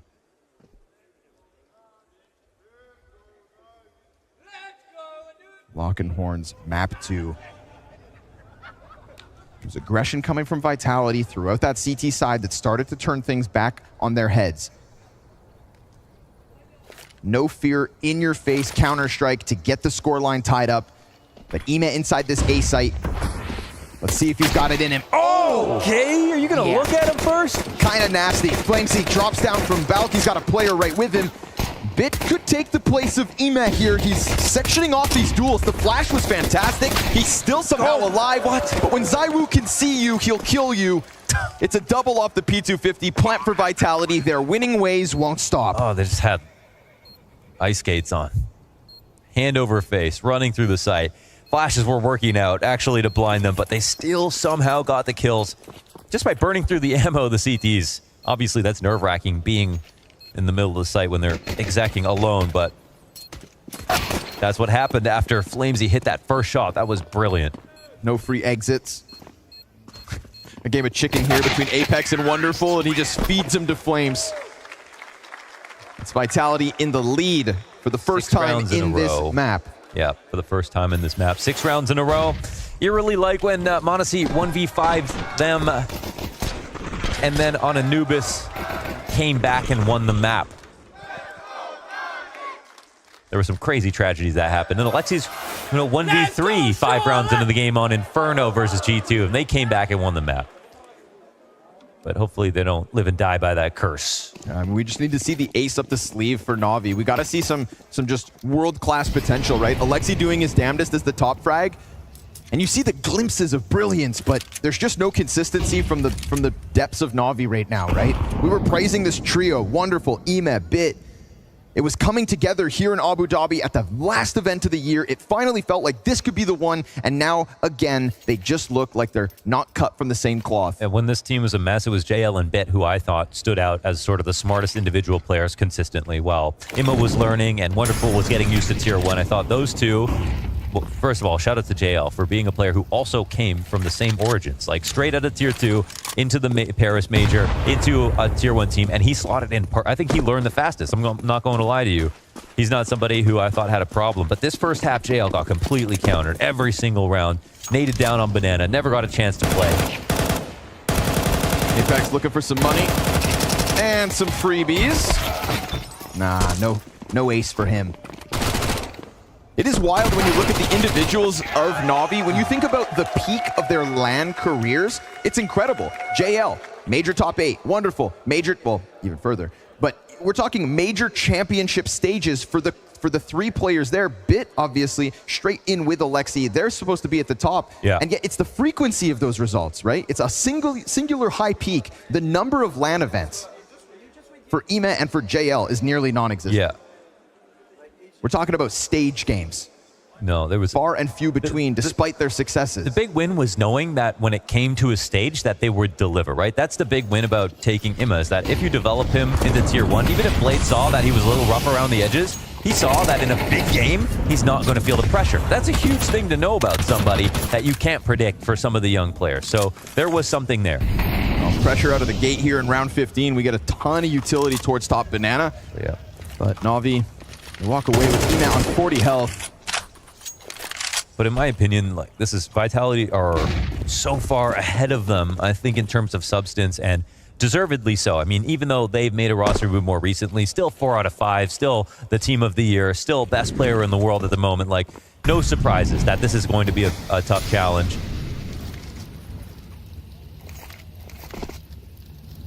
All right, so let's see if Navi can dig deep enough. They do have a bye coming into this. They're trying to interrupt it. Great flash. Oh, just off the mark. He knows the opportunity he had, but Hey, that's Flamesy down to 19 health. And Mezzi on the approach, Galil in hand. We talked about his entry frags back on Anubis. 2 players to take here in sight, but they also tuck in. You'll see a glimpse of the one further back. He's got teammates right with him. He's got the bomb on his shoulders, but he's gonna put himself in Alexi's crosshair.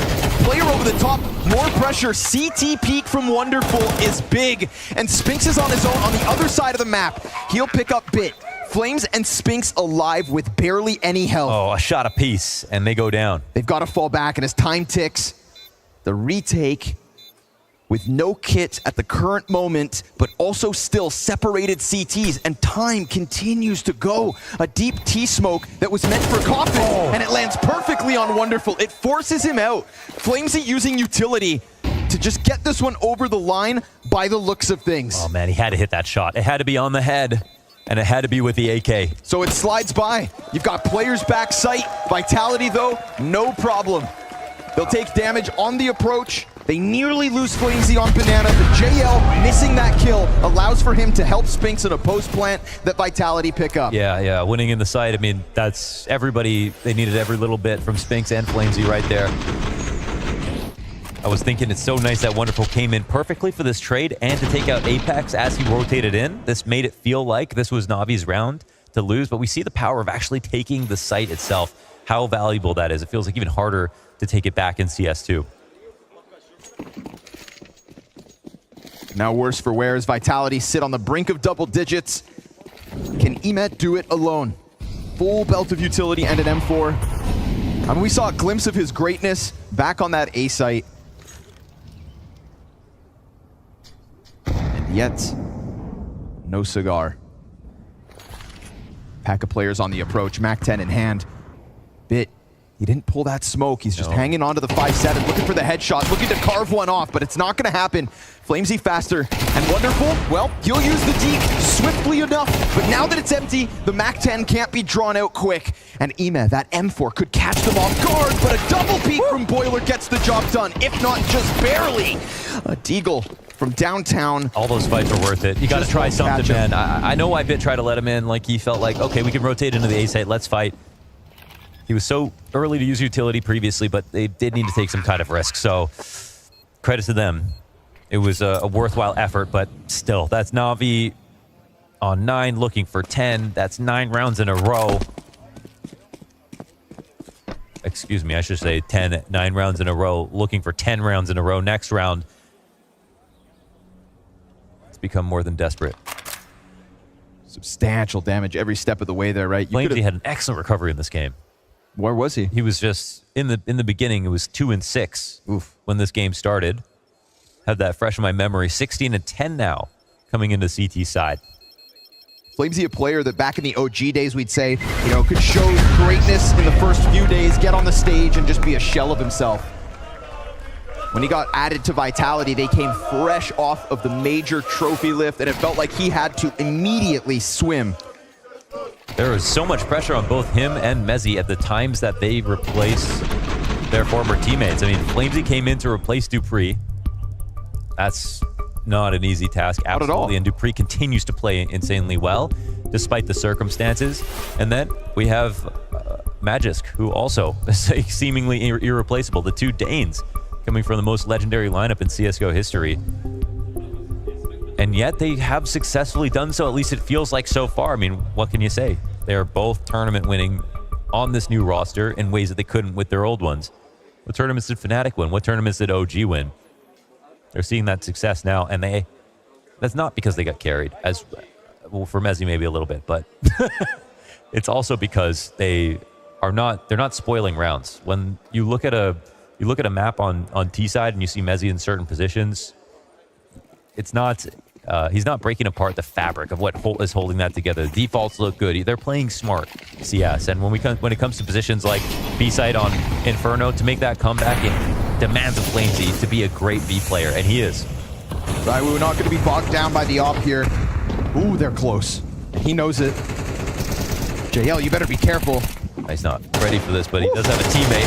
ZywOo Easily clips both. Ima was throwing a nade. He wasn't covering that. JL had to reload. Disjointedness in the CTs, and it leaves Vitality in a 5 versus 3 with eyes set on B. And Alexi has to throw the smoke. That's 3 known on the B site.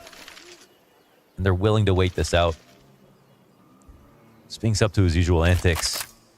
ZywOo just like a panther, sat behind that half wall, knowing he's going to pounce, but it all comes down to timing. Ima should not have been throwing a grenade, you know, when JL is reloading in that spot. He has to be covering him. Alexi's got to do something massive from this solo coffin hold, but the smoke's ahead of him. Even further utility as Alexi, his gut twists. As yet again, he has hit the brick wall that is top 4. Seemingly. Bomb down, no retake viable here. You better hope Wonderful and Bit can hang on to those guns. And it's one thing to come out swinging on map 2 after getting swamped back on Anubis, but for you to lose all of that momentum and post nothing in response, this to me has shades of versus Ents, where they almost threw that game too, right? And they countered the B players, you know, in that first half. ZywOo and Flamesy were both players that started slowly, you know. And now they're both at top of the board here for Vitality. You can only hold them back for so long. Ooh. Looking to keep all 3 of these guns, could bode well. So far, so good. At least there's that. 2. No, the off. Oh my God. Oh boy. Last second, Flamesy clears the big green. Wow, on the last frame, it had to be a headshot, and it was. This is it. You catch one in a mid-reload and the second throwing a nade. Yeah. That's the other thing. I mean, JL's just spammed an entire magazine, and Ima has a nade out. Yes, exactly. It can't be both. You can use your mag if you have a teammate with you. JL, think about it like this. Would JL have spammed that mag if you didn't have a teammate behind him? No Absolutely way. not. So if you're not pressing the advantage of being behind him with a gun out, then you might as well just hide. Look at the top of your screens. 10 rounds straight from Vitality. Looking absolutely world-class in the face of Navi's challenge. Looking to close this game on fire in convincing fashion to remind FaZe. Oh, the nade missed. Or the challenge looms.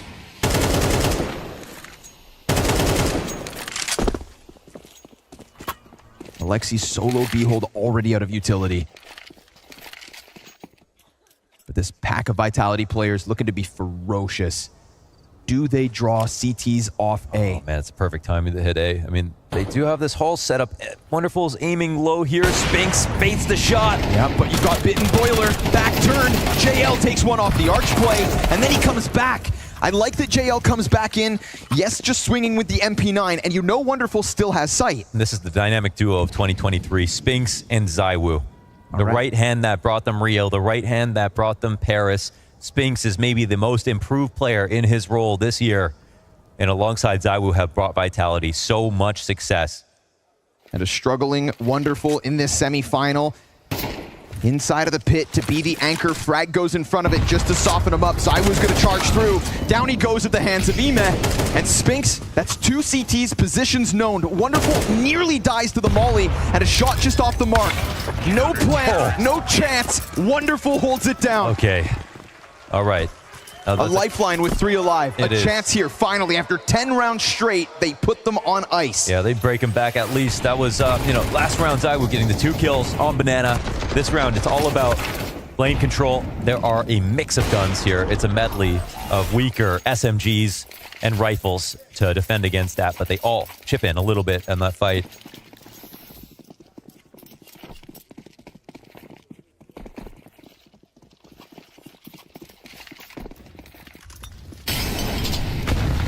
It's a love-hate relationship with comebacks for Navi in Abu Dhabi this week. This would be a glorious moment to put forth another. And Wonderful's missed shot, suddenly pressure on the B site. They do fall back, they do stay both alive. but it's a lot of posturing from Vitality, and it gets the grenade response. Yeah, you could see it sort of depleting their utility and immediately a re-aggression. This is such a good move, I think, from the CT side. Spinks is looking. There it is. Nice nade. The Grenadier strikes him down again. Alexi's frags are homing missiles, and that opens up the possibility of him to leave. He may want to. Pressure in smokes and flashes towards A. Ema at least sees brackets clear, but that could be false confidence. There's two sliding up ever closer towards bid. Yeah, they're slinking in. You've also got JL anchoring in the site. Enemies He's going to climb doorstep. box. As he goes up, he's lost his support. It's inside of the smoke. The bit now just has to try and stay alive. They open it, and that's him down. That's Vitality in with a chance at a 12th. Oh, man advantage for the T's in the post plant. Do you take the chance now? Oh, it's a good question. I mean, with this timing. With this as well. Oh, it could get checked. It could get checked. Okay, but he still gets the kill. 3v3. And then the next one's in the open. Oh. And Emez going to make the most of it. Man advantage disappears, but ZywOo's alive. He needs to get onto this bomb site.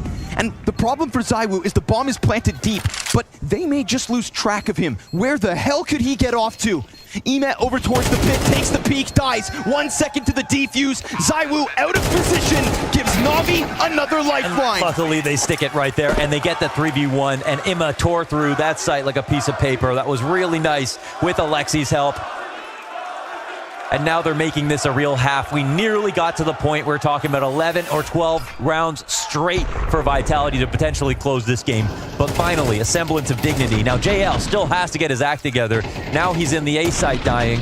We had some excuses for him. Dying to utility, of course, as the tip of the spear on the T attacks. It's going to happen sometimes you get chipped down. But now that we switch sides, now that the comeback is becoming real, they need him.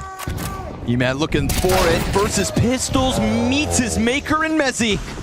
The AK in the back line giving coverage to the Tech-9s. Now they're going to go and recover an extra. You've put the AK back in the hands of Flames, and Apex grabs the next. This is Navi taking a bit of a chance out of the start of this, right? Emet feeling it with the clean kills on the retake. Spinks on the wide swing, dropped by the Opper. It's a great response, but it's still a whole pack of Vitality players with options. And they're respecting Arch right now, and immediately we have Alexi making the correct rotation. He knows that this site's in jeopardy. Retake being played. They need JL, and he's coming. He's been given up. 1 frag to him, 2 cross to the site. He was looking for the flash, but I like that he took the challenge. But if his gun goes dry, it could be the push. No one comes through. Vitality want to play the post plant. Flamesy working with just the molly, the only util for the T's. And do they press? Do they push? Or do they think that they can just hold back what is a fully fledged Navi on guns with grenades? Molly separates the 2 back coffins. Apex takes a peek but sees nothing in the corner. JL comes out. And down they go. Okay. Clean sweep of Vitality. Oh, they could have easily held that site. We've seen how good the post plants have been from both sides. That's a nice win. We've got that Colgate smile out of Alexi now. CT side starting to build some momentum. 2-round game.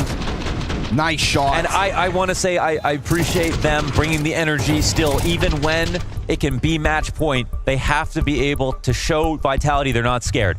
Okay, you've got to throw Emma out for a peek like that. If he's playing well, use him aggressively. You still have to try it.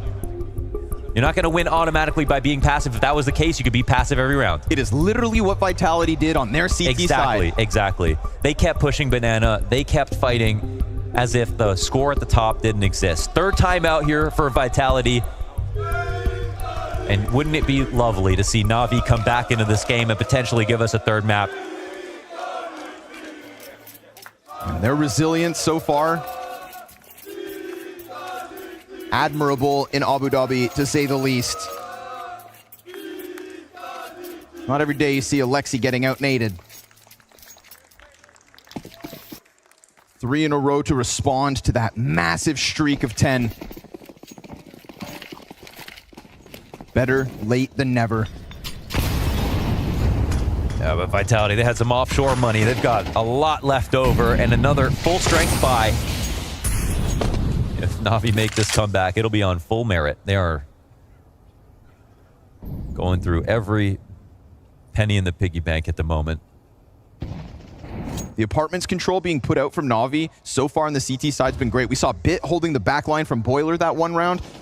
Doubled up towards Balcony again in this one. But they dismantle it right moments before the T's peak. CT side is so It's so fickle. Sometimes it gives you a lot, sometimes it costs you the map. Ema with a chance to shine here. He's going to get boosted up. Great positioning, just in time. Flash comes over. Ema's able to answer. Bit down beneath him. It's a kill apiece and a chance to fall back. Yeah, but the T's push. Spinks is in the pit. He's got them stranded on short. It's a beautiful response as the quick trade of Bit gets him back into the site and pushes all the pressure to Mezzi. That was the key frag from Alexi. He took out Zywoo somewhere. Spinks nearly won that situation, but now they get comfortable into cold. Bit secures his fallback. Mezzi's going to give himself the flash to work with, and now he knows. Bit just fired off a shot. It's a warning as to what's to come. Mezzi gets the first. Smokes keep them back. 25 health for Mezzi, and both CTs on top of each other with no vision to this site. If he secures 12th off this, then that carry back in Copenhagen means nothing. He hears it. One drops, he's aware, he's on presence and sharp. As he peeks wide, he gets the both! A taste of the full English! A 1v3 from Mezzi for map points! Oh, eat it up, all that black pudding, baby. That's a round to remember for Mezzi. Highest rated player for Vitality coming into the semifinals. And as he's burned out from the bomb plant, the smoke is what saves him, lets him get to the back corner, and just superb headshots back to back. UKCS is alive. Nothing says more about a player than a clutch on a stage in this circumstance. To get to 12 after an amazing comeback out of Navi. The tracking on that first frag was so nice. I mean, that's not something you see out of Counter-Strike players as a specialty. It's flicks, it's crosshair placement. You know, on SMGs, you have to track really well, but that looked so clean from Mezzi. Very calm. And it was the audio cues that set him up so wonderfully. The shot out of Bit, those 2 bullets from the corner, then the drop off of the boost. Because they boost, it's high alert Mezzi on the corner. So Navi's comeback suddenly in jeopardy, but it's only 3 rounds. That's what they've got to tell themselves, and they still can't play scared.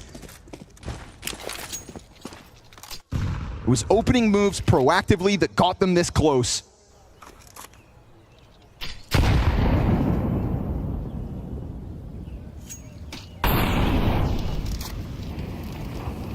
But it really is in response to those rounds that Vitality have now just played. Just even 10, 15 seconds later. We saw it in Apartments last round.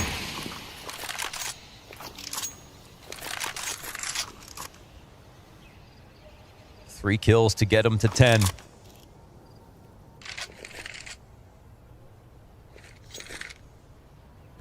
Wonderful is here without a smoke, I should say, to try to defend. They're playing aggressively. They need to try to make something happen on low util. They can prep with bracket control. If the T's don't want to take it, they can retake mid this way. Alexi's rotations have always been correct in terms of where the T's might want to go. But do they have the artillery to stop this? Do they have the weaponry? Barely. They got a nade that could soften them up. It's good amounts of damage on the front runner. It's a desperate move here from Alexi, but through smoke, does he press? JL fires a couple shots. We've got Vitality in the bomb site, and JL's down with nothing. Oh! It's a 5v3 for Vitality with just enough time to plant. Oh, it's just the reinforcements now. 3v5, retake into the B site. Can you do it, Navi? Their hands are tied. This is for your tournament. Nowhere to run, nowhere to hide, and no other events this year to get any other taste of revenge. They need 5 frags on the approach, and the flash is great. It was 3 players blind, but it's only 1 kill out from Ema, and the pressure on CT's too much. Bit pinned in, and Vitality to the grand finals. FaZe and Vitality one more time in 2023. The #1 and #2 ranked teams locking horns in Abu Dhabi. $1 million on the line. Who walks away with the win?